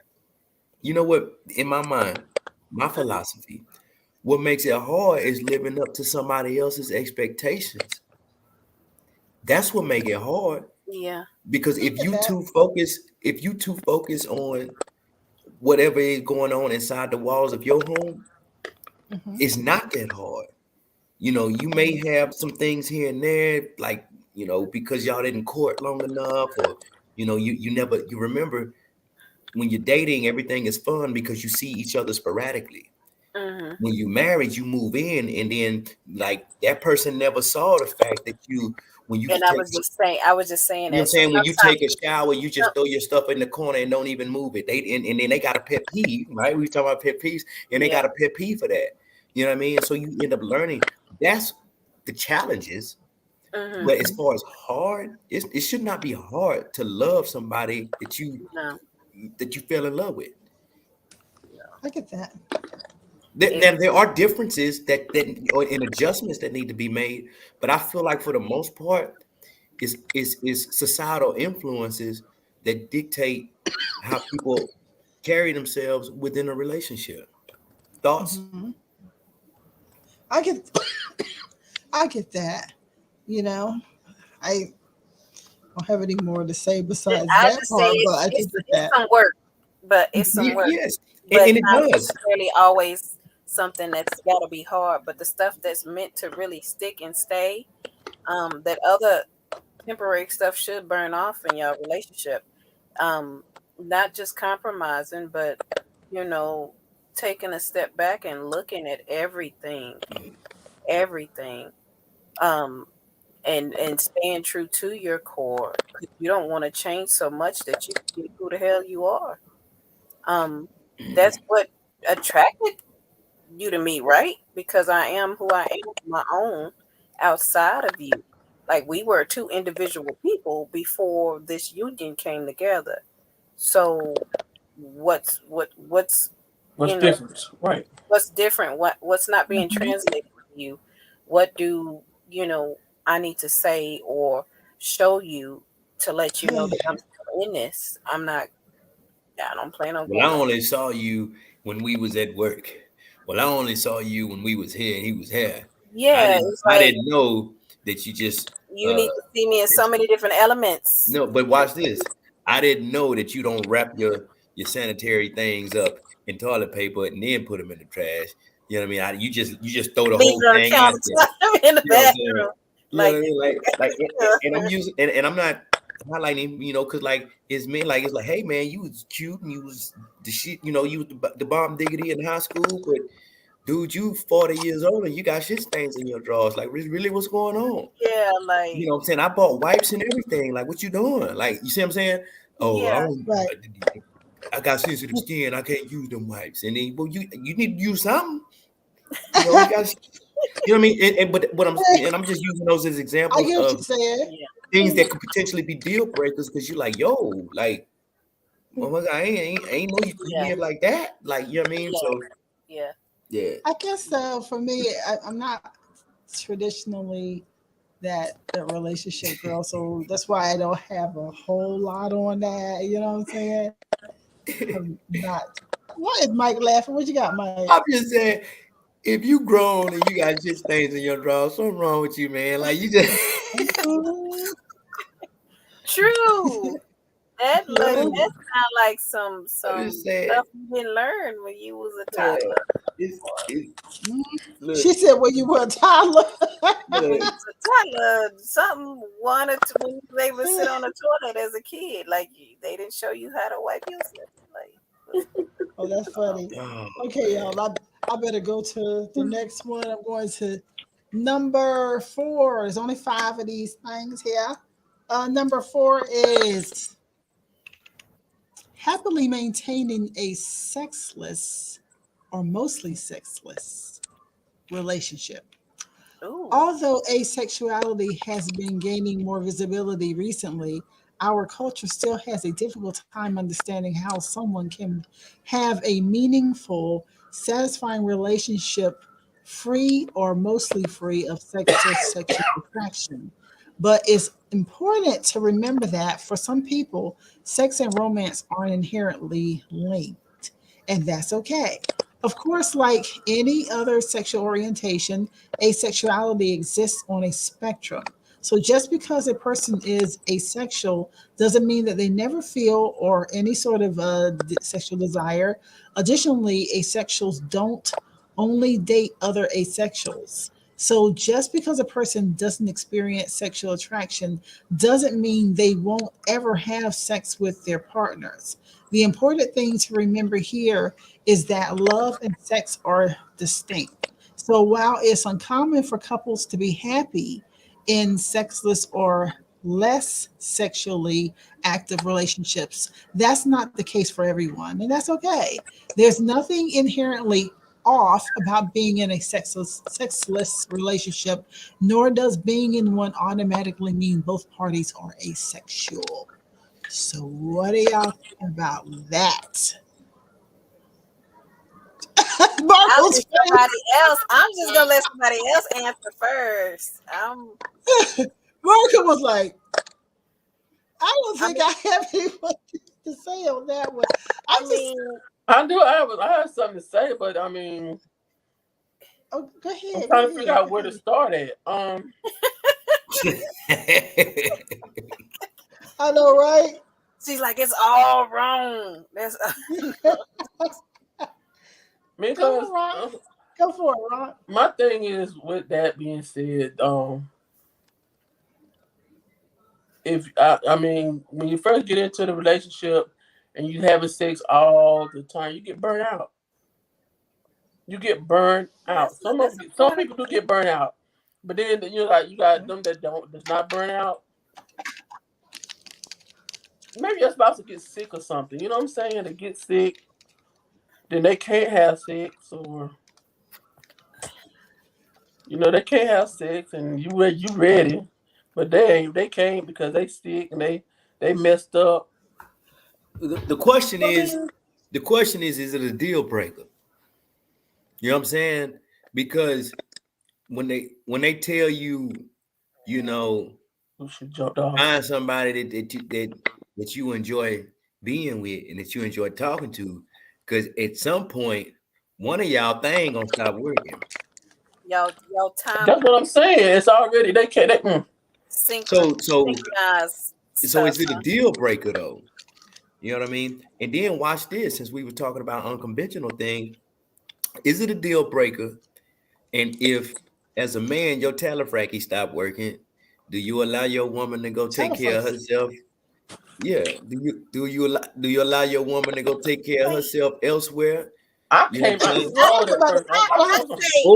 or if a female, I don't know how it works, so y'all can correct me if I'm wrong, but if a female goes through menopause or something happens, and then her libido just goes away, and she's just like, I don't know, you know what I mean? Will she allow her man to go do what he need to do? Because the relationship between them is like this, and it ain't going nowhere. Hey, go on out there and get your rocks off. Bring nothing home. Be safe, and just come on back. And we going to the casino after you get home. Like, like, I don't know. Like, so the question is it a deal breaker? And are alternative measures a thing to consider?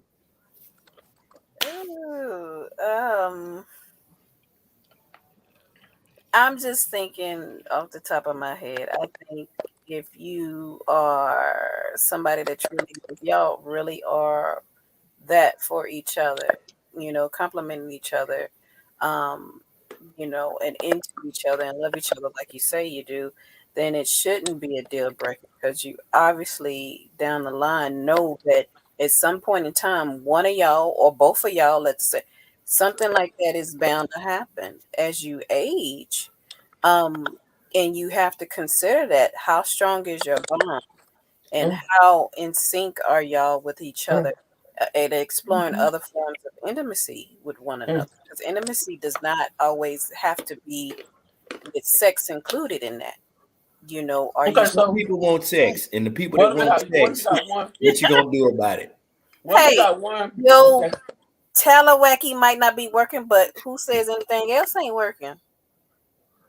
Right. Yeah. I'm gonna say, what if you got one? Okay, he ain't working. I mean, he ain't working at all. Creative as a son of gun and do something else. But that's what I'm saying, because it's some people that go completely impotent.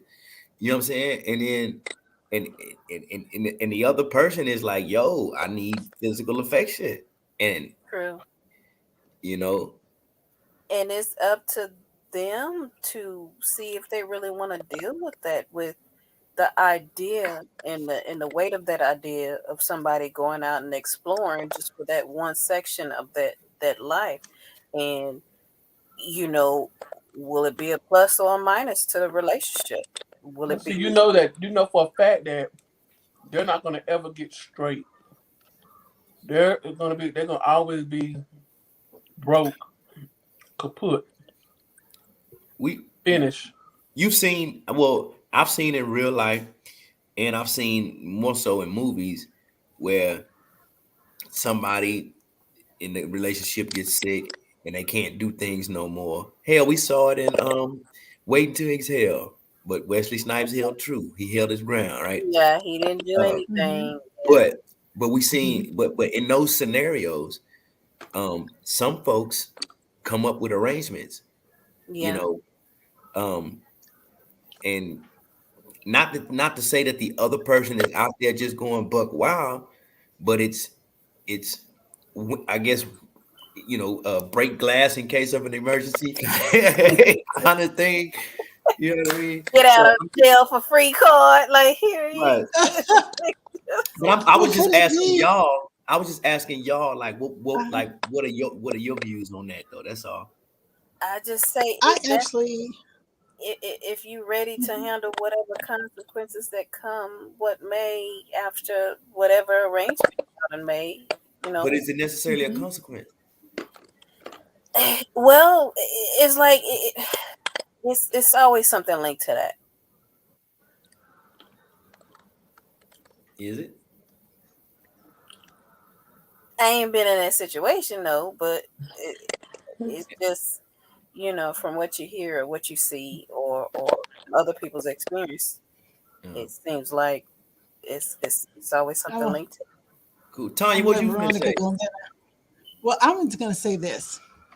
The older that you get, the more you depend on the camaraderie of the relationship as opposed to the physical, that was more important when you're younger. You want to know that that person's going to be there, and you learn to accept that the relationship has changed. I watched it happen with a lot of couples. You learn to accept that the relationship has changed, and it becomes more important is that person, your other half, your best friend, your confidant, as opposed to, are they still dropping it like it's hot, like they used to when we were back in our 20s and 30s, Right. And so the priorities change tremendously. And I think that relationships become stronger to where people depend on one another in a totally different way. So that's how I feel about asexuality. It's not a term that's placed on it. It's just a lifestyle that just happens to couples as they progress and get older. Yeah. Rock, look at that face. Rock, what you got? That one ain't working for her. It's gonna have to include the other, huh? I mean, if you linked up with somebody that has a high libido, yours runs out, and they are still who they are. Right. Do you make them suffer because your shit don't work? No, I don't think you should make them suffer, but I think there should be an arrangement as to how that's going to be. Is it going to become asexual for you, or is it going to become you get a side chick a month? But like, are you going to explore every option first before you go off and do some stuff like that? It is something that has to be decided with you if you really cherish this person in this relationship and you want to see this relationship continue on and on and on. So it depends on that part most of all. So remember this, the people who swing, right, or the swingers, like they basically use human beings as live sex toys. In a relationship, people will bring in sex toys and introduce different things to spice up their relationship. Some people use other human beings as that, right? So it would be like, oh, I'm gonna get you the sex doll. The sex doll isn't like an actual person, so people can shape their minds to accept that. But another person is like, hey, I know you need the reaction, the response, or whatever. Go do your little thing and bring your ass home and let me bathe you. Like, no,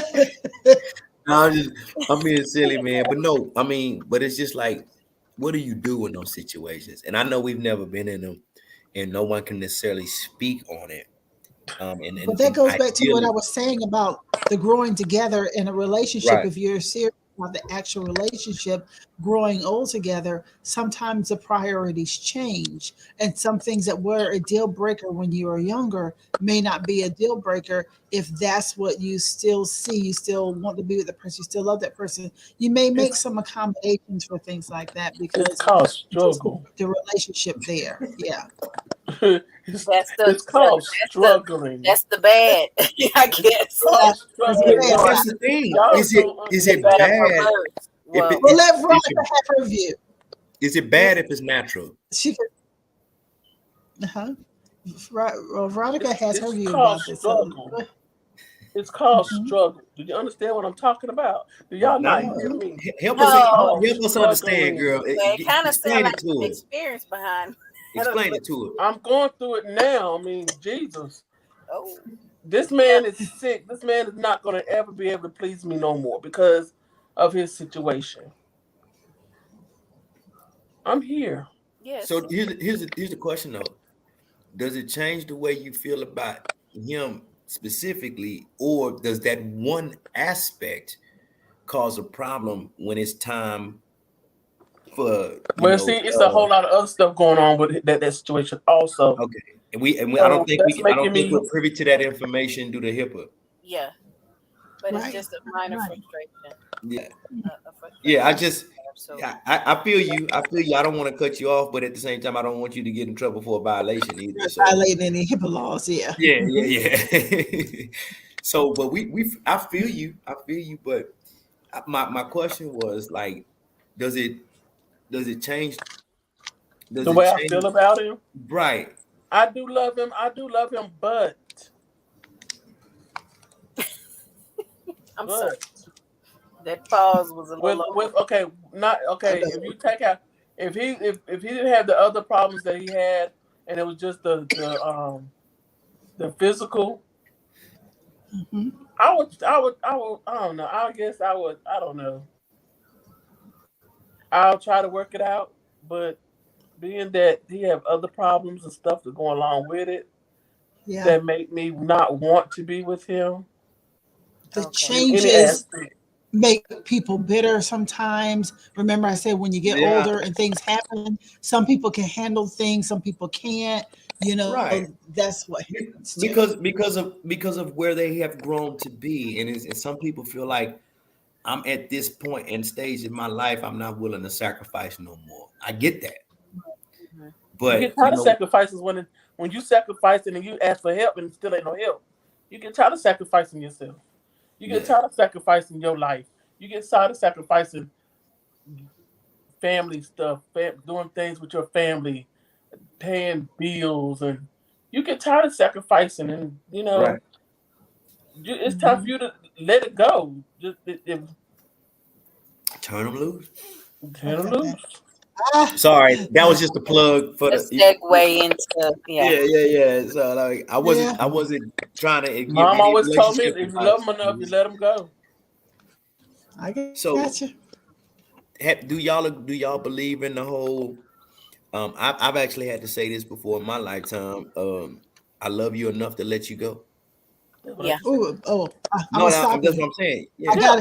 I gotta stop you because it takes me into number 5. Okay. It takes me to number 5. Go ahead. Number 5 is choosing to live apart no matter how long you're together. It says for many people, living together is an inevitable step in any successful long-term relationship, but it doesn't have to be. As Psychology Today reported back in 2014, a growing number of long term couples in nations such as the US, Britain, Canada, and Sweden have rebelled against the whole cohabitation bit entirely and are choosing to live apart together. They call it LAT instead. Personally, this is what the author says. I love living alone. So this setup sounds pretty great to me at this point in my life. My personal feelings aside, though, being part of an LAT couple comes with some very real advantages, according to Psychology Today. Couples who choose to live apart have to make time to see each other, so their relationships are less likely to become monotonous. Plus, when you live apart, no one ends up staying in the relationship just because breaking up would mean finding a new place and going through the painful process of dividing up all your belongings. Living separately from your partner, no matter how long the two of you have been together, isn't weird at all. Actually, depending on you and your partner's personalities, living apart together could be the perfect setup for you two. So don't feel like you have to move in with your partner just because not living together after a certain point is considered unconventional. I like that one best of all. I'm going to just tell you honestly, but y'all go ahead and tell me what you feel. Well, like in the beginning, I see right now what's getting ready to happen is we're apart.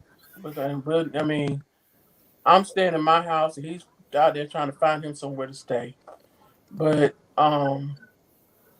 and if this relationship if we don't continue being boyfriend girlfriend to each other, then I will never get in another relationship.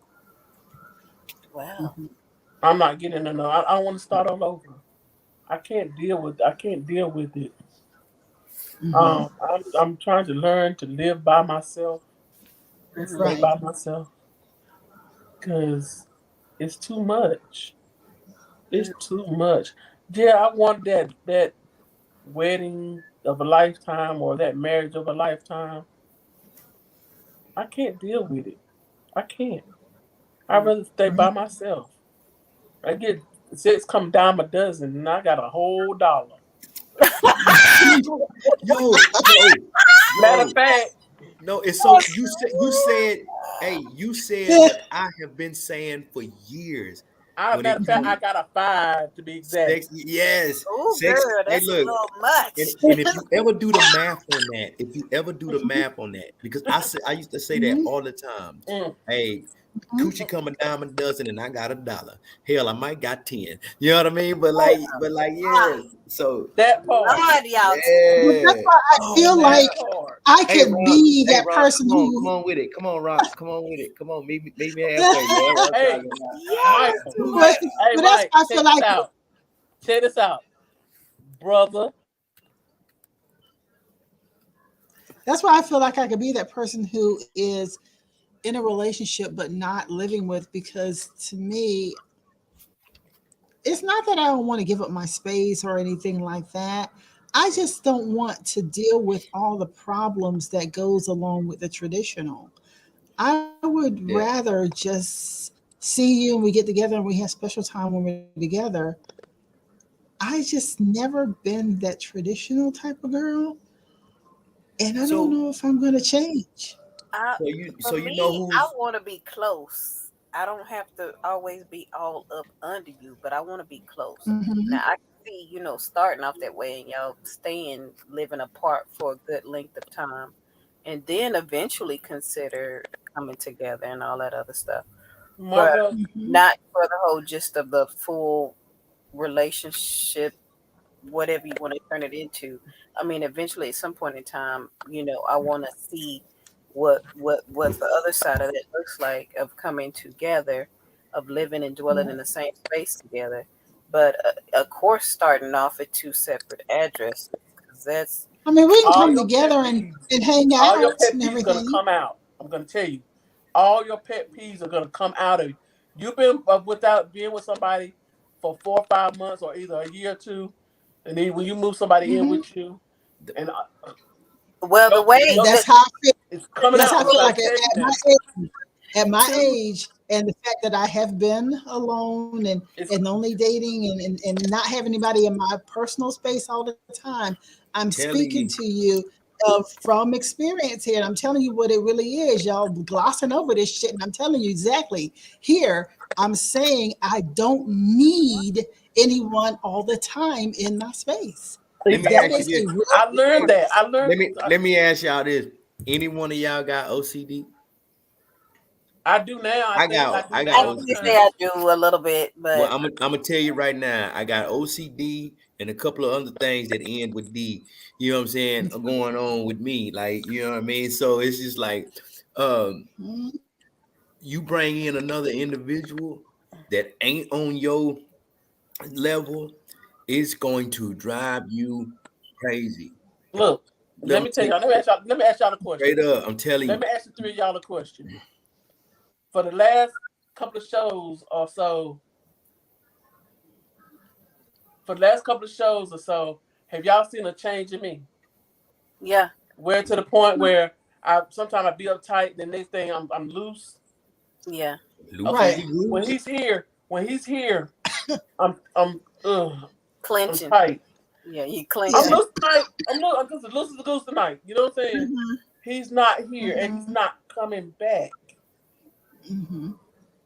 He's not coming back, and I feel like when he moved out the very first time, I was sad. I was lonely. I cried every night. Because I wanted him here. I was telling Veronica about the progression of 1 year because it was a year ago. Remember? Yeah. It was a year ago. He moved back in a couple of months ago, and every little thing that man done, I was like, oh my God, why? Why you don't do this? Don't, please. I mean, yeah, it's because you don't establish your pattern. You know what I'm saying? You don't establish your pattern. I had my house clean, smelling good, everything. Now I got to turn around and do it all back over again, y'all. I think for me, it's more so of the attitude and the mindset of the person. Like if I know eventually, you know, like down the line, it's like a purposeful thing in a negative way. The stuff that they're doing, and if their heart isn't in it, or just something about them ain't right, then that's gonna really irritate me. But on a different note, like if they are really for real, and it's a certain little things I can like, okay, but then it'd be like on other things, it does need to be a discussion had. But you know, I'll just say this here, like, you know, a lot of people like, oh, out of sight, out of mind, and then, you know, kind of thing, and they try to do the long distance relationship. Let me just tell you like this here: 22 years, 11 months, and 6 days in the military. You find yourself in some relationships to where y'all are not in the same location. You know what I'm saying? And it's the conversation, back then, the letters, you know, the conversation, the letters, and then eventually emails, and then, you know, social media and all that stuff to kind of bridge the gap a little bit. But it's for some people, they don't need to see you. Hell, there's some people that won't even get on the phone and talk because they rather text. Right. And that is their livelihood, is the text. And then the moment you call them or try to video chat them, that's when you're gonna get cussed out. And you're like, yo, what? You know, so different strokes for different folks. But it's a lot of people that function like that. You know, it's just like, look, long as I get to see you every now and then, we video chat once every 3 months. You know what I mean? As long as we stay in constant communication, and I can, you know, I can ask you a question, you respond, and vice versa. I'm cool with that. You know what I mean? And they're cool with just that. And then, for example, the people who deal with the people, them shows, the TV show, and in real life, the people who mess with people in jail. Right. and they get out. I used to, when I was young, I wanted to be up under. When I was young, I wanted to be up under the dude. That's why I was young. And I didn't think about myself and the things that I wanted to do as much. I wanted to be up under him all the time. And then the type of guy that I became attracted to and started seeing over the years, the type of guys are independent, self-starter, business type guys. And I learned to be my own self-starter, have my own this, my own that. And so that's why I don't have to be in a situation where I see someone every single day, every single minute, because I became that person quite some time ago, and I'm not saying I don't want to be important to someone. That's a different story. I don't want to be loved by, that I don't want to be loved by someone. That's a different story. I just don't have to be up under you 24/7 in order to qualify it as a relationship. Okay, you just need more space and time in between y'all. Mm-hmm. I know. Nah, I'm telling you, man, it's I don't know. There's a peace that come with that, and it's like I deal with you when I deal with you, and it's not being selfish. It's just I'm telling you, for me, because if you come here or I come there, either way, I'm gonna get on your nerves because you live the way you live. I'm going to do something to violate it. I don't know what that is until you tell me, but I'm going to do something to violate. And guess what? And guess what's going to happen? You're not going to say anything because you don't want to start no drama.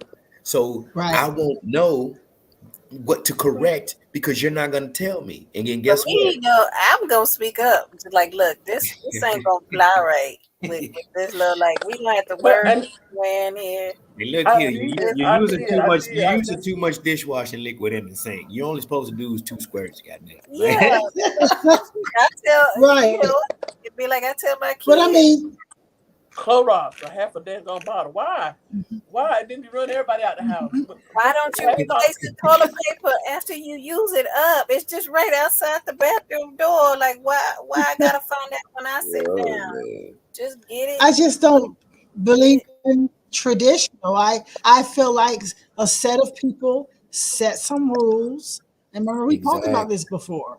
The whole St. Augustine thing, how they put together this whole thing about marriage. They decided to put money into it, and their paperwork to get you on paperwork and all this other stuff, and none of it was somebody wasn't anything. Getting none. It was somebody who kept getting all of the goodies, and somebody wasn't getting none, and they was like, "Well, we gotta slow this shit down." And they was like, "Well, we gonna if you live together for 4 years, you're married, and then you need to have a ceremony." What they decided to do is they put it became a money issue. First of all, keeping track of you in your relationships and putting it all on paper. I mean, this all became a control thing, and a lot of it stemmed down from the church. And so it is a situation that we have experienced this control for a very long time. So you have to look at it. Was it ever really supposed to be? No, it wasn't. You're right. It's not, because here's what it was. Hey, that guy's got a lot of land and a lot of money, and he's married. Well, if he dies, we don't get anything. But when he dies, we can take advantage of the living and then make them give us or to pay taxes or whatever. They wanted a continuation of whatever was established. That's the only thing that is. People better put it on paper. Because you got to think about it. Everything in a wedding is nothing but symbology. Right. And then in addition to that, the whole reason for doing all of that was it was the time when the church wanted to scare people into submission and make you feel like anything that you did was bad. Remember, sex was considered to be bad. Anything that you did, so they made it into a way of life. Evil is good. Get your piece of evil ass. Y'all don't remember that from Vampire in Brooklyn with the Vampire? No, I remember. Not as that, my favorite part. But they had to put it into a whole situation. I mean, this is important for y'all for out there that you have to know this. This was a way to control, like we talk about all the time, how they control us as people. And that was what they did on purpose, was to scare you into believing that you being a free individual, having sex out there was dirty and bad, and that you had to be put into a relationship, a marriage situation with a paperwork, a wedlock in order to do that. And anybody who stepped out that way, it was always a way to control and demean you if you were a sexually free or sexually fluid person. But it was all bullshit, because the people who were doing it were copulating like rabbits who made up the rules. Remember, it was all them back there that were doing all kinds of stuff. You know what I'm saying? You gotta look at it like this, man. It is mankind's human nature and human right. If you look at the laws of the land, of earth, this world, you are supposed to ensure the continuation of your genetic coding. That's what you're supposed to do. You know what I'm saying? You're supposed to, what they say, eat, sleep, and be merry, or whatever they say. You're supposed to multiply. We don't die, we multiply. But the thing is, you can multiply without rules, though. They just put the rules there. That's all I'm saying. I'm agreeing with you. Yeah. It was never supposed to be all those damn rules. All that conform, you know, and not trying to be funny, but if you go back, your mic. How things were, it was conformity. Somebody came up with a concept, and it was like, we're gonna put this on everybody, and because they had power, if you didn't conform, then they threatened you and ostracized you, and then they exiled you and all of that other stuff. You know what I'm saying? And then you know, I don't know if I mean when people. I'm gonna take this. Just look at Robin Hood, man. Just look at Robin Hood beyond the entertainment. Look at Robin Hood. Watch it. Look at what the king government was doing, and then look at the individual who was a rebel was doing, and then think about the cause, and then them doing what they were doing and why they were doing it. It's the same shit today. Right. Well, I just want to take it now back to where we started.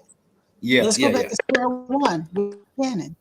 Yeah. So if you look at it this way, is he wrong to do what he wants to do with the different women and people criticizing him, talking about broken home, as long as he'll see his kids, up his kids, taking kids?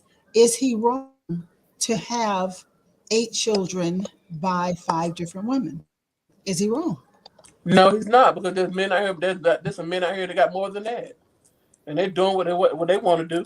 I did run into a story where a dude had like 19 kids or something like that, and he corralled them all to a park or something, and he had to work with the mothers of his kids to get them to take this picture.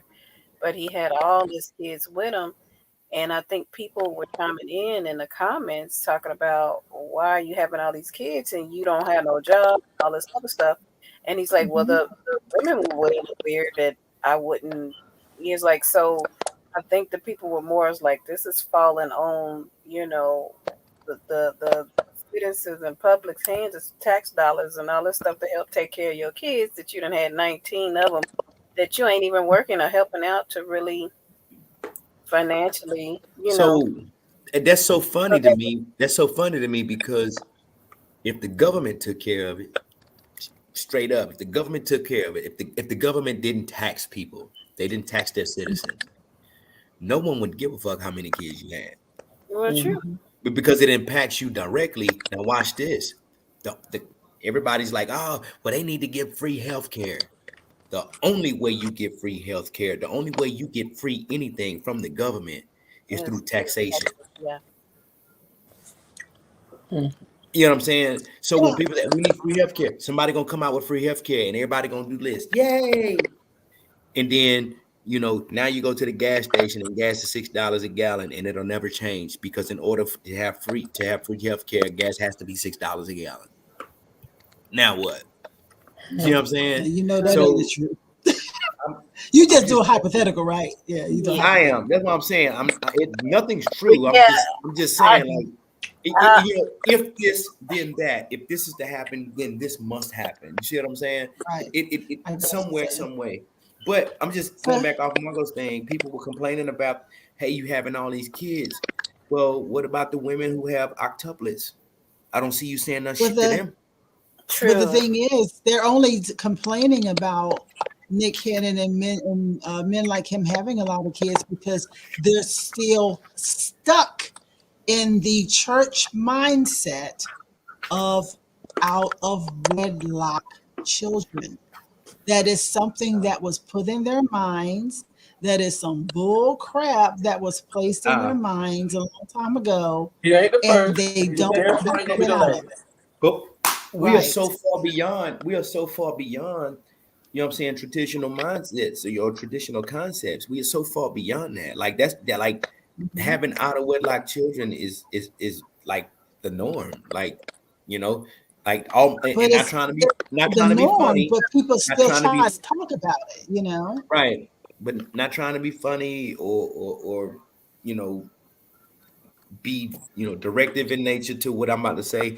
But it's just kind of like, you know what I mean? Like when they be like, oh, like, I think we said it earlier, like, ain't no virgins no more. You know what I mean? You sitting here talking about out of wedlock, but like, it's just like, shit, where's your average person? By the time somebody get married, nine times out of 10, I didn't do no research to have true numbers, but I'm just saying, we all know this. 9 times out of 10, the man and or the woman done had like multiple partners before they even got married. And isn't that another religious tradition? What, to have multiple partners before you get married, or not to have them? No, to not have them. Isn't that another one? Right. Yeah. If people tell you to wait till you get married to have sex, because they made all these rules, you know, they just off the fly, off the cuff. All these people were doing all this crazy stuff themselves. They were doing everything, and they came up with all these rules for everybody else. But you know, that's what has always happened. People look at it every day with government stuff.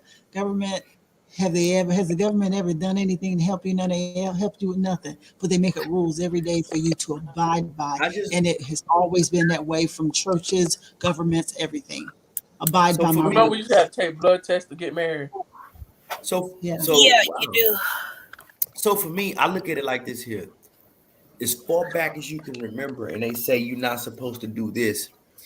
The kings were married to their wives, mothers, sisters. I didn't understand that shit at all. The kings married their brothers' daughters. Yeah, like, that's what they call blue blood. Right, got it. Right, so but you understand that's what they call blue blood. That was blue blood. But they would tell you not to have sex prior to marriage and do this and do that. But they had these concubines that they were deflowering. And then when it came time for them to be married, calling them out, bringing them out to center, she's a whore, you know, or whatever else. And then you see the women that flipped the script back in them days and made the men look like shit. You know what I'm saying? Rightfully so, right? But with all of those rules and regulations, the people that made the rules were the biggest violators. Of course. That's my whole point. That's my whole point that I said all along. No, you did. I remember you said it earlier. They made and they created all this crap because remember I said all roads on here, all roads lead back to Rome and the Vatican and all these other, like I said, St. Augustine, all these ones who made up these rules many years ago. And how churches these days, it all still leads back to the Vatican. And if you know anything about the Vatican right this moment, the Vatican was one of the most evil places on earth. You want to talk about, I don't mean the children just being molested by priests. That's where a lot of your sacrifices were all the time of children. Sacrifices and having children with the nuns and The children that you have, they would sacrifice them and all kinds of things. It's been going on for ages and ages and ages. But they were seen as being so wonderful, and it was all dark and evil from the very beginning. But they made up all these rules for people to abide by. Folks believe it to these days. They walk into these houses of worship believing that they're going to something that's really white and light and wonderful, but it's all based on evil rules by evil people. That's the sad part. Mhm. So, with that being Good. said, we've answered Do you our want, questions. Yeah.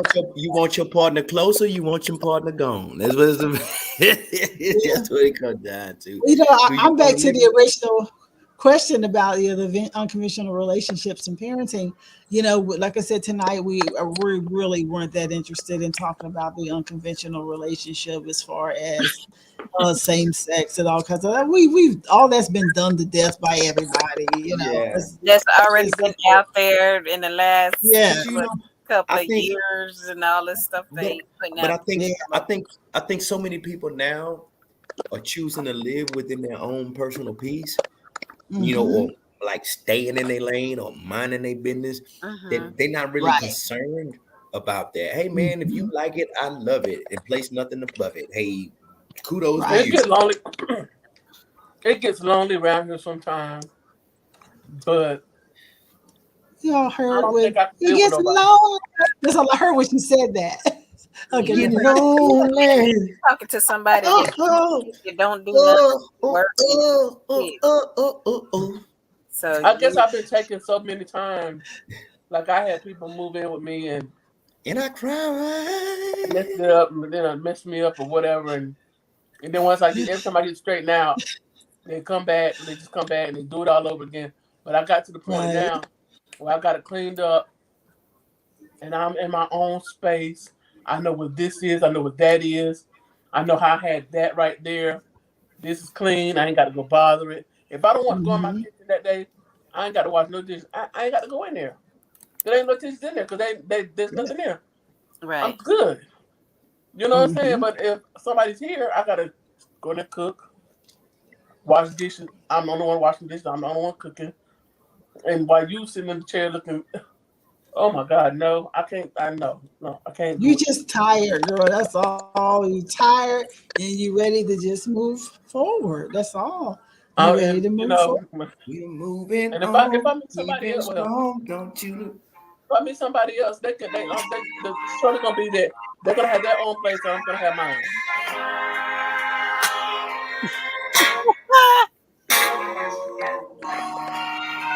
I know that song. Okay. Okay. That's as far as we can go, Mike. But I Yeah, got yeah, that you. was 8 seconds. I cut it off. I kept in mind the 8 seconds.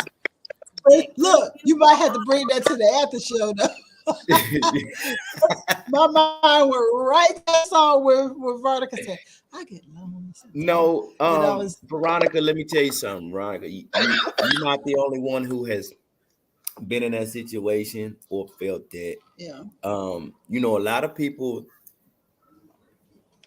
when you're talking about medical conditions, health, recovery, a lot of people are locked in because and here's what I was saying earlier of societal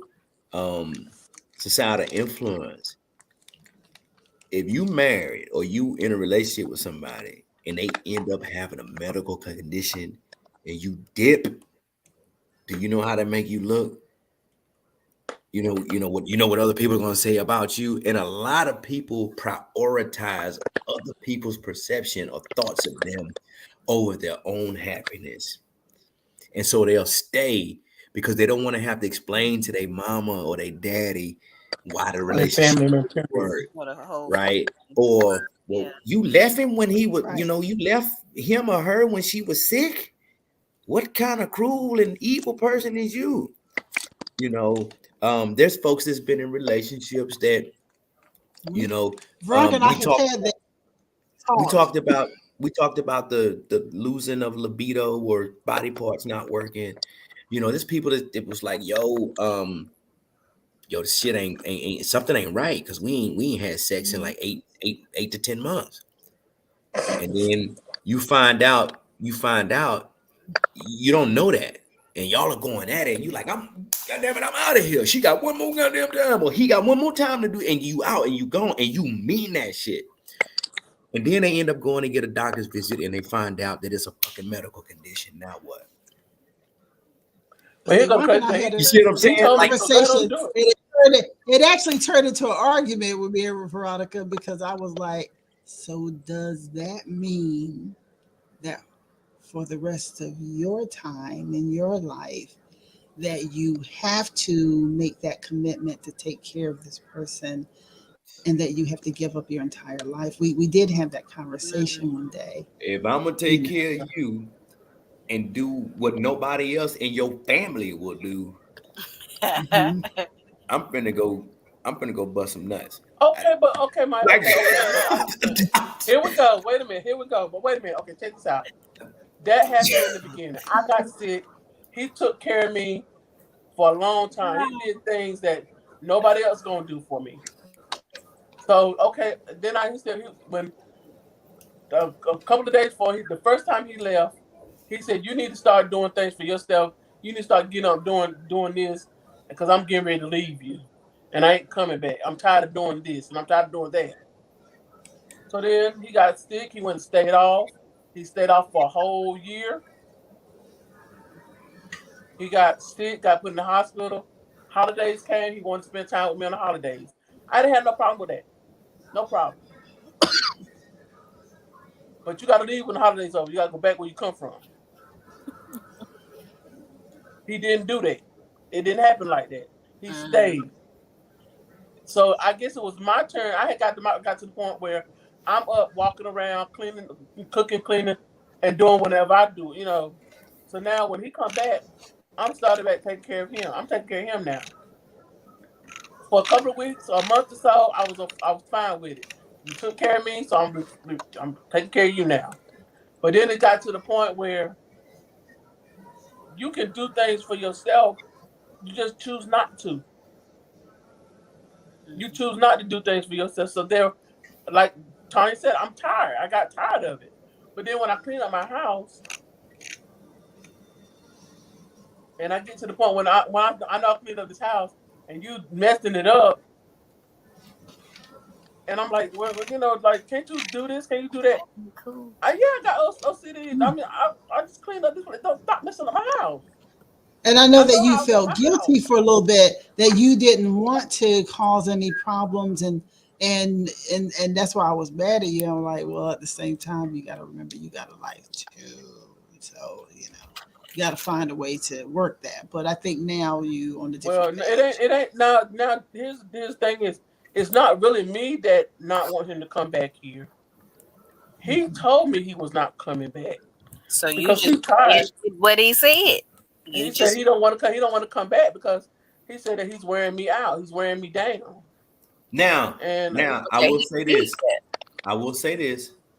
I don't know this individual personally, and I doubt that. This is me. If you did what you did for him, and they did what they did for you, based off of what you said, I doubt that there's any malicious intent on trying to like hurt you to the core. I doubt that. No, it's not. That, right.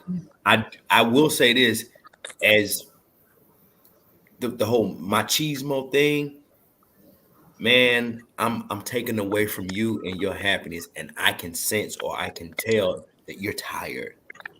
I will remove myself from the situation. Don't know what's going to happen. What's going on now. Right. Don't know what's going to happen to me, but you deserve more than what I am able to give you. That's how we sat down and talked about it. That's right. Yeah, that's sacrifice at that point. I'm gonna leave.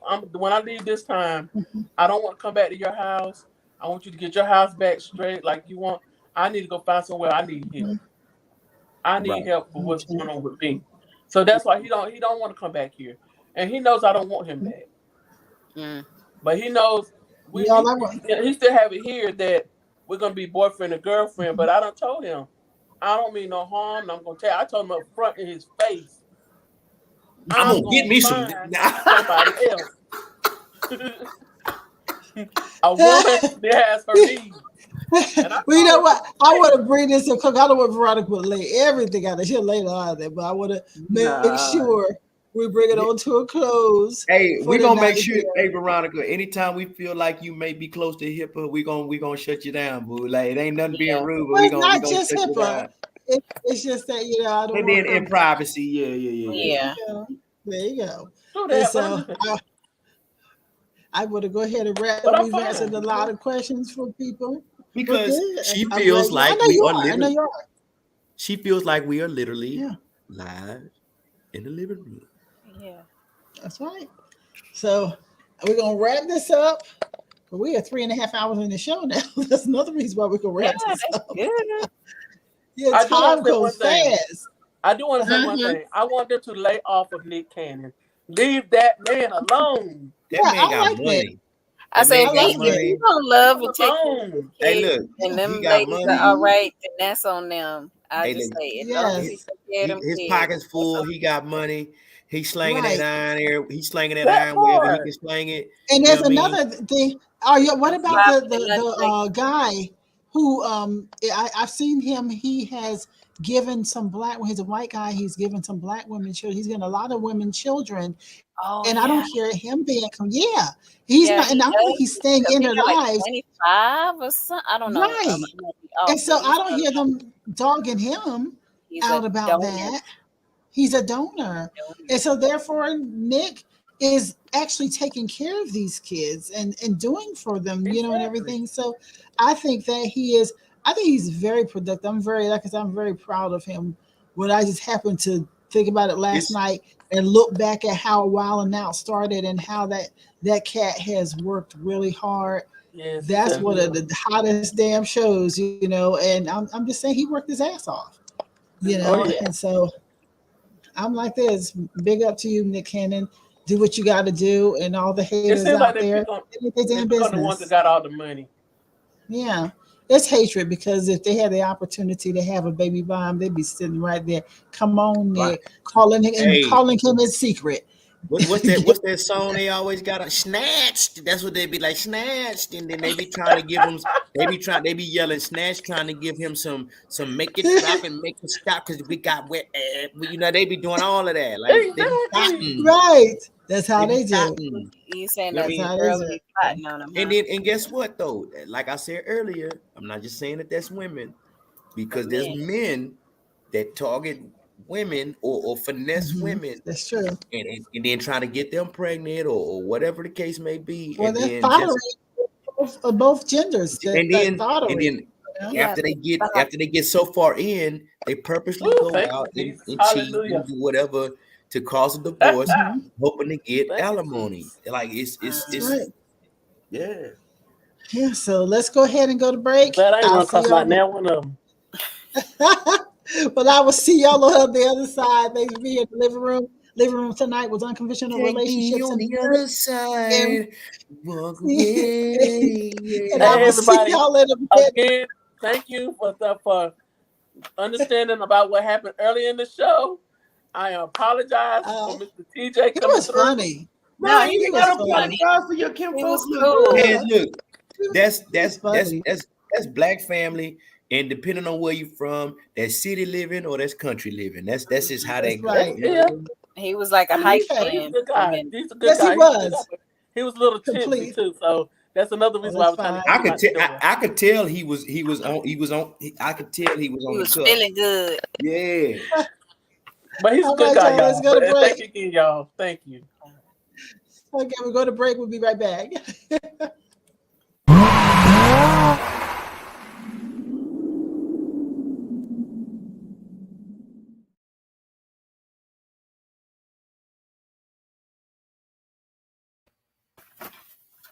That's always so quick, but we got another one coming up here. Let's go.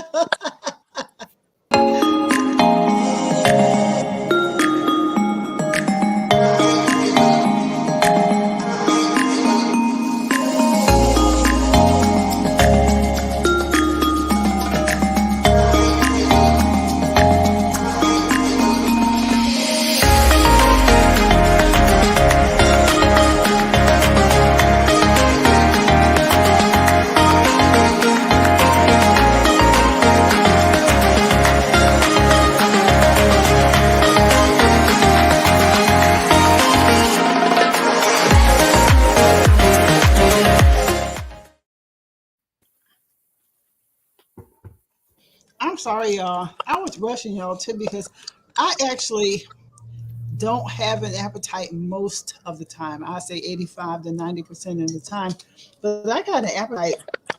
I'm a little hungry, while y'all were talking. And so I have this better nut bar that I'm really trying to get to. And I even took a break for a moment so I could just test it. You say you got a better nut boy? Bar. A better nut bar. Oh, my bad. My bad. Okay, I know what we've been talking about, but that ain't what she talking about. I got a better nut boy. I'm like, well, whoa. It won't be this time. It won't be this time. Yeah. Okay. Making a cough. But look, she coughing now. Look at her. Are you blushing? Are you? Right. Well, that was like pretty good. That's a pretty good play off that though, because that's a good bar. He's a good boy. I bet it is. It do all that. When you buy that, so I can get a couple. No. Remember when we had the other show? I get a couple. Remember when we had the other how many nuts in there? 1 or 2? Sam's. It's Sam's. I'm gonna tell you all about it when I think of this. That's a good bar. I can't listen.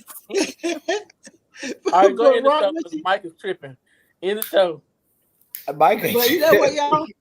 I'm gonna see what y'all got coming up this week. I know Mike has got. I'm gonna start with Mike because Mike didn't get to tell us about his week. But anyway, Mike. So man, I told y'all, man, I'm about 8 months into retirement, and I've been in this damn house the whole time. So I done start putting in application after application after application. So after about 40 or 50 applications, I got a whole bunch of no's. And I'm gonna tell you now, I was in the military for a long time, so I never really heard no. I live comfortably now. I don't have to work if I don't want to, but I got some things I want to take care of, so I start putting in applications. And to hear you weren't selected, you were not referred, or you don't have eligibility, or you don't meet our requirements, it don't hurt me none, but that shit do sting a little bit. I'm like it stings. You feel like sometimes you want to say, like, you would say, who is that telling me no? Right. Yeah, like you would have said, bitch, I was a master sergeant. Are you kidding me? Like I've done, like you say you looking for people to fill at least 3 of the 20 requirements. I feel 15. But I'm not. So, I mean, I'm not going to make it about me, but I'm just saying. So you just start asking yourself. You start asking yourself questions. You start looking at ageism. The thing that even though it may be first in my thought, the thing that I always try not to do is throw in my color, right?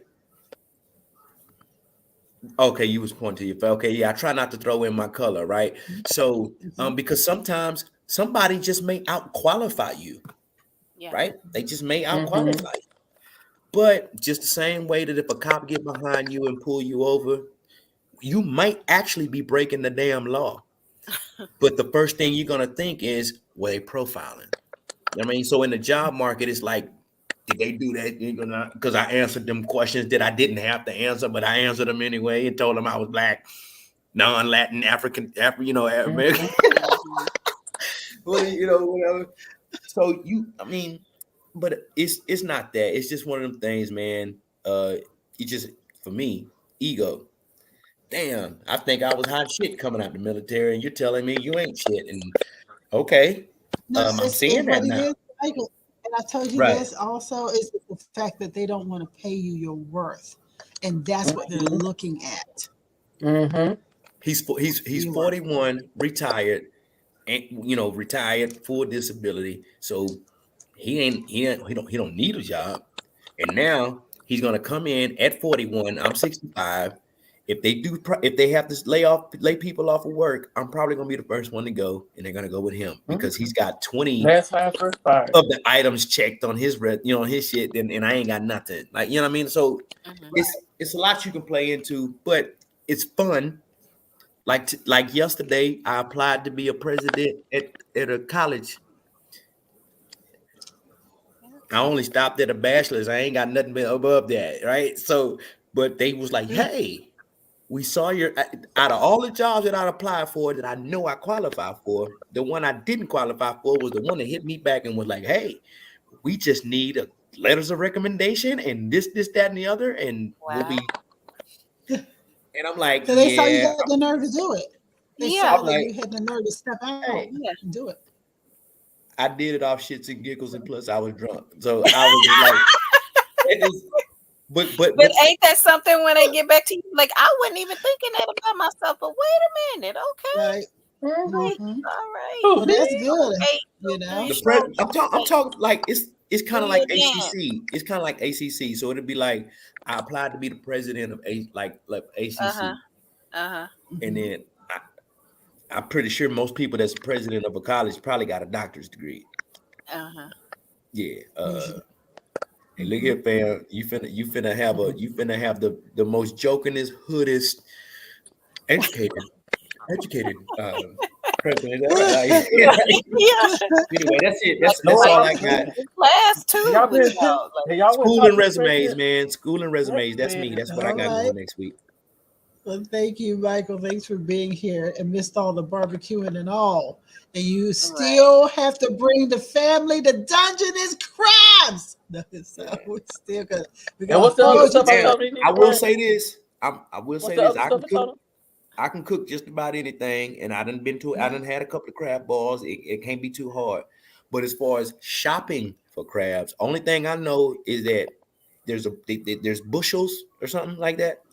Right. Bushels of crabs that you go somewhere and you get a bushel, and I have not shopped, or I'm not familiar with that yet, but I know a lot of people up this way that do. So I'll check with y'all, see what the request is. Talk to my folks. Tom will help me. Tom will help me with that. Boudin? You talking about boudin? Yes, sir. Oh yeah, the boudin. Don't forget to bring some of that too. Yeah. She's so serious about that boudin. Yes. I have not had any. I want to know what it's like. Oh, you never tasted it. Just tell you, do not eat the skin. Do not eat I haven't had boudin in years. If you cook it right, you can eat the skin. You know what I'm saying? But the thing is, Michael talking too slow on that boudin, and I'm like, what you mean talking too slow? I'm getting in my feelings because he like slow talking, no show. Well, I'm finna hit y'all. I'm finna hit y'all with that Forrest Gump. My mama said. My mama hooked me up with the boudin. Okay. You know what I'm saying? Just call him to the sing you song. Yeah. Well, we'll talk about this after the show. Yeah. See, okay, Margo, go. What you got coming up this week on the vacay? Vacation. I have a grand cat that I'm still have to watch after. I can look forward to maybe giving it a little bit of medication because we actually took him to a veterinary clinic earlier today. So just to see how he's doing. So, other than that, my nephew's here. He's gonna be here for another week. He's gonna chill with us and stuff like that. So I'm help him out and be around my boys. Is he close to your son's age? Yeah, I think he's your nephew. I want to say he's 12. And my son, my youngest son, he'll be 15 in July. So, yeah, they do stuff together. Other than that, I'm just still figuring out some stuff around my house, dealing with myself and some other issues. Like I told y'all, I was kind of fighting to get in here because somebody had me in the wrong headspace for a moment. And try not to. Right. Are you having trouble over in there?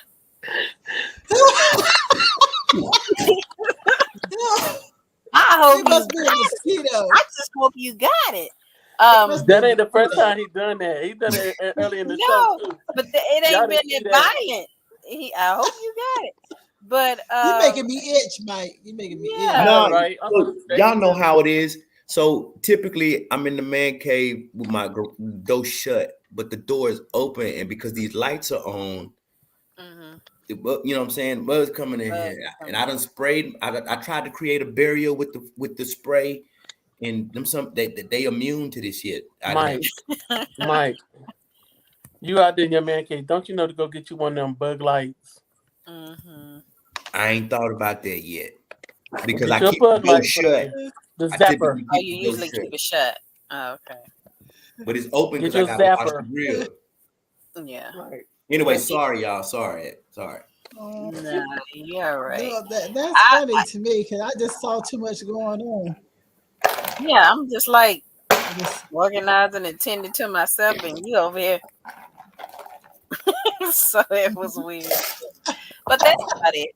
Just still chilling, figuring some stuff out, doing some more personal around the house work and not getting paid for it, but I'm working for myself.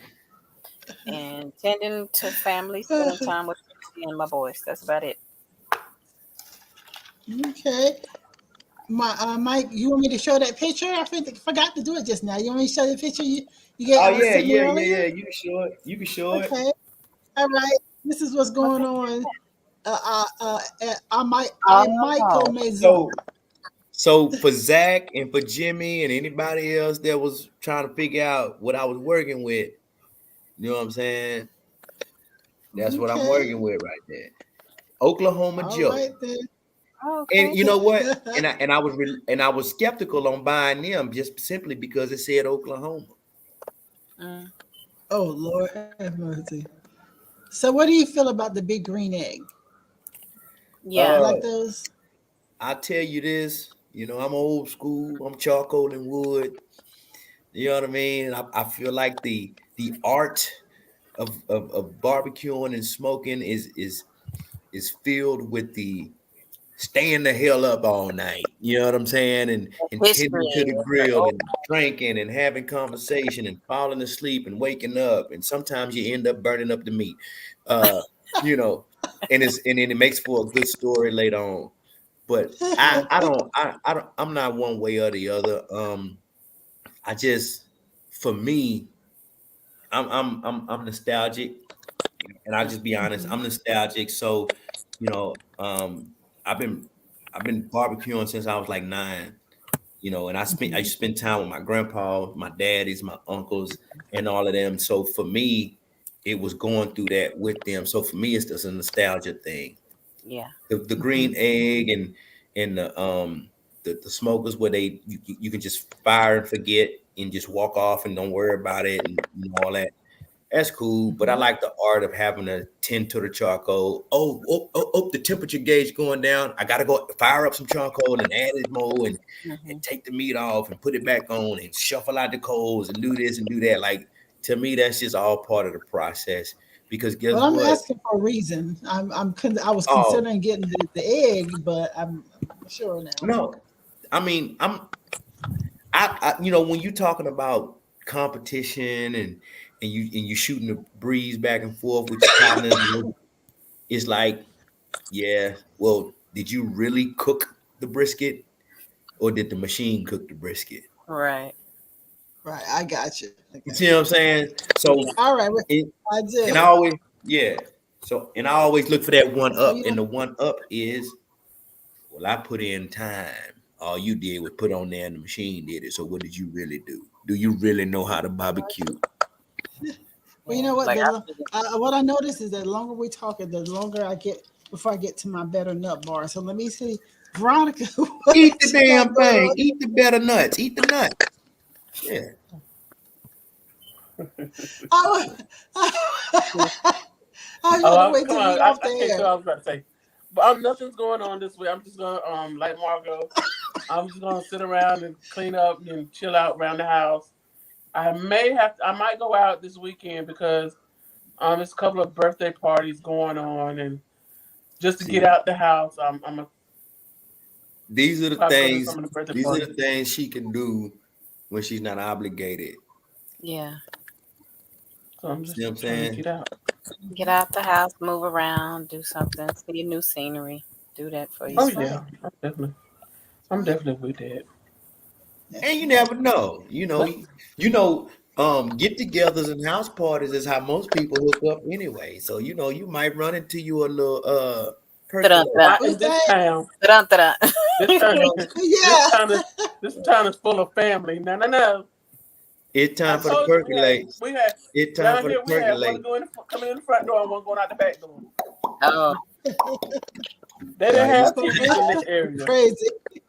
They didn't have TVs back then, so they had to occupy themselves. We'll check in with Veronica on the next time to see what she got. Just go to the next town over. You'll be all right. She does. Okay. Don't tell her secrets. Don't tell her secrets. No, tell everybody bye. I know, right? All right, y'all. Let's see. This week is probably interesting for me because I think I'm going to get my car back. and all that is going to be really a big time. Because when I had to wait a whole month to even get it to the dealership. I'm going to work on Monday. That was crazy. And see, they have another appointment at another dealership that's not until the 21st. I didn't cancel that one just in case this one didn't work out. So it took a long to get it to the dealership. Now the dealership has had it for a while. So hopefully we'll be coming off all that. And then I have a lot of other things coming down the wire I can't really talk about right now. And then have my other project that I'm working on. So I'm just kind of, reserving my talking about those things. But let's just say I got a lot to do. And I just feel like there's just so much to do. And the day's going like a little fast, but and we'll talk about that in the after show because these days move fast as hell. Yeah. So it's off the chain. But I shall be here. That's all I can tell you. I shall be here. And right now, let's take a look at my social media. And we'll be right back. We hope that you have enjoyed this episode of Art Imitates Live with Tanya Dixon. So be sure to like and subscribe. And also check us out on all of our other social media.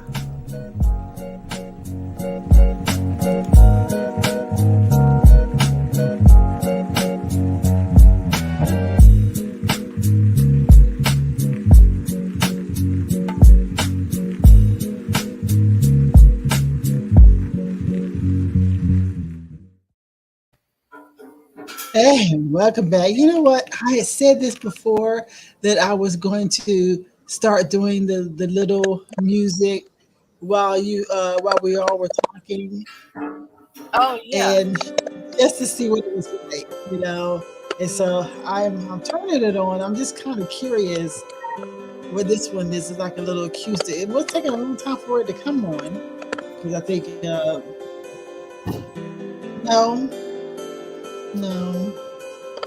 Let's do daydreaming. Let's do daydreaming. I don't like that one just now. That was too much going on there. But y'all know. Like this one. Okay, cool. We'll relax with this one for a moment as we roll out of yet another AIL. I've had a great time with you all.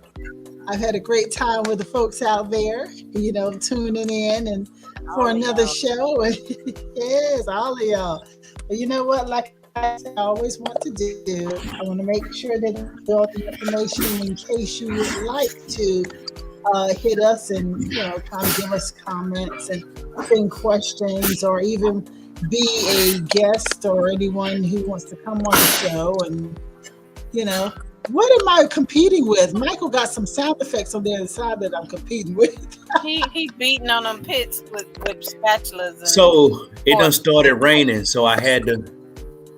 Oh. It started raining, so I had to pull my shit in. So you know what I mean, like. Yeah. So now I really got to stay up all night because I done pulled the grill inside the garage. No, oh man. Go up. Well, you don't have an early day that you have to head out, right? You don't have to head out too early? I'm cool.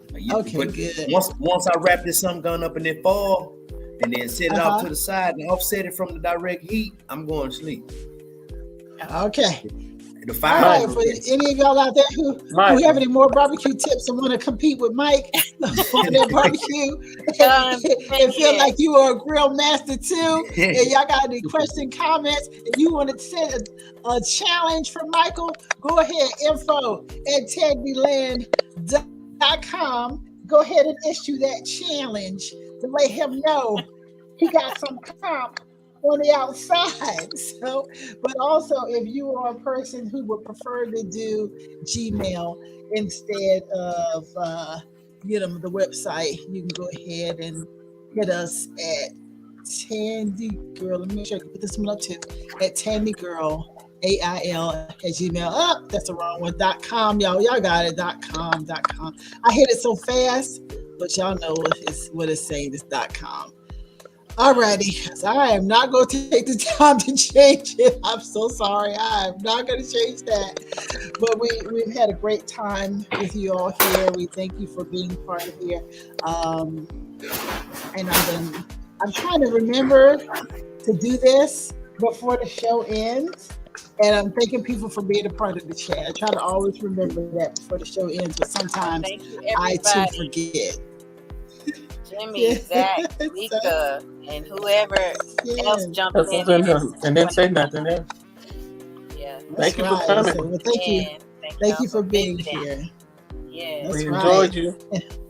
Exactly. And as I always say in parting, good things come to those who believe. Better things come to those who are patient. But the best things come to those who never give up. I'm Tanya Dixon, this AIL team. Mike, where are you? Get back over here before we end this show. There you go. And this is the AIL team. You all have a beautiful week, and we shall see you next time on Art Imitates Live. Y'all have a good one.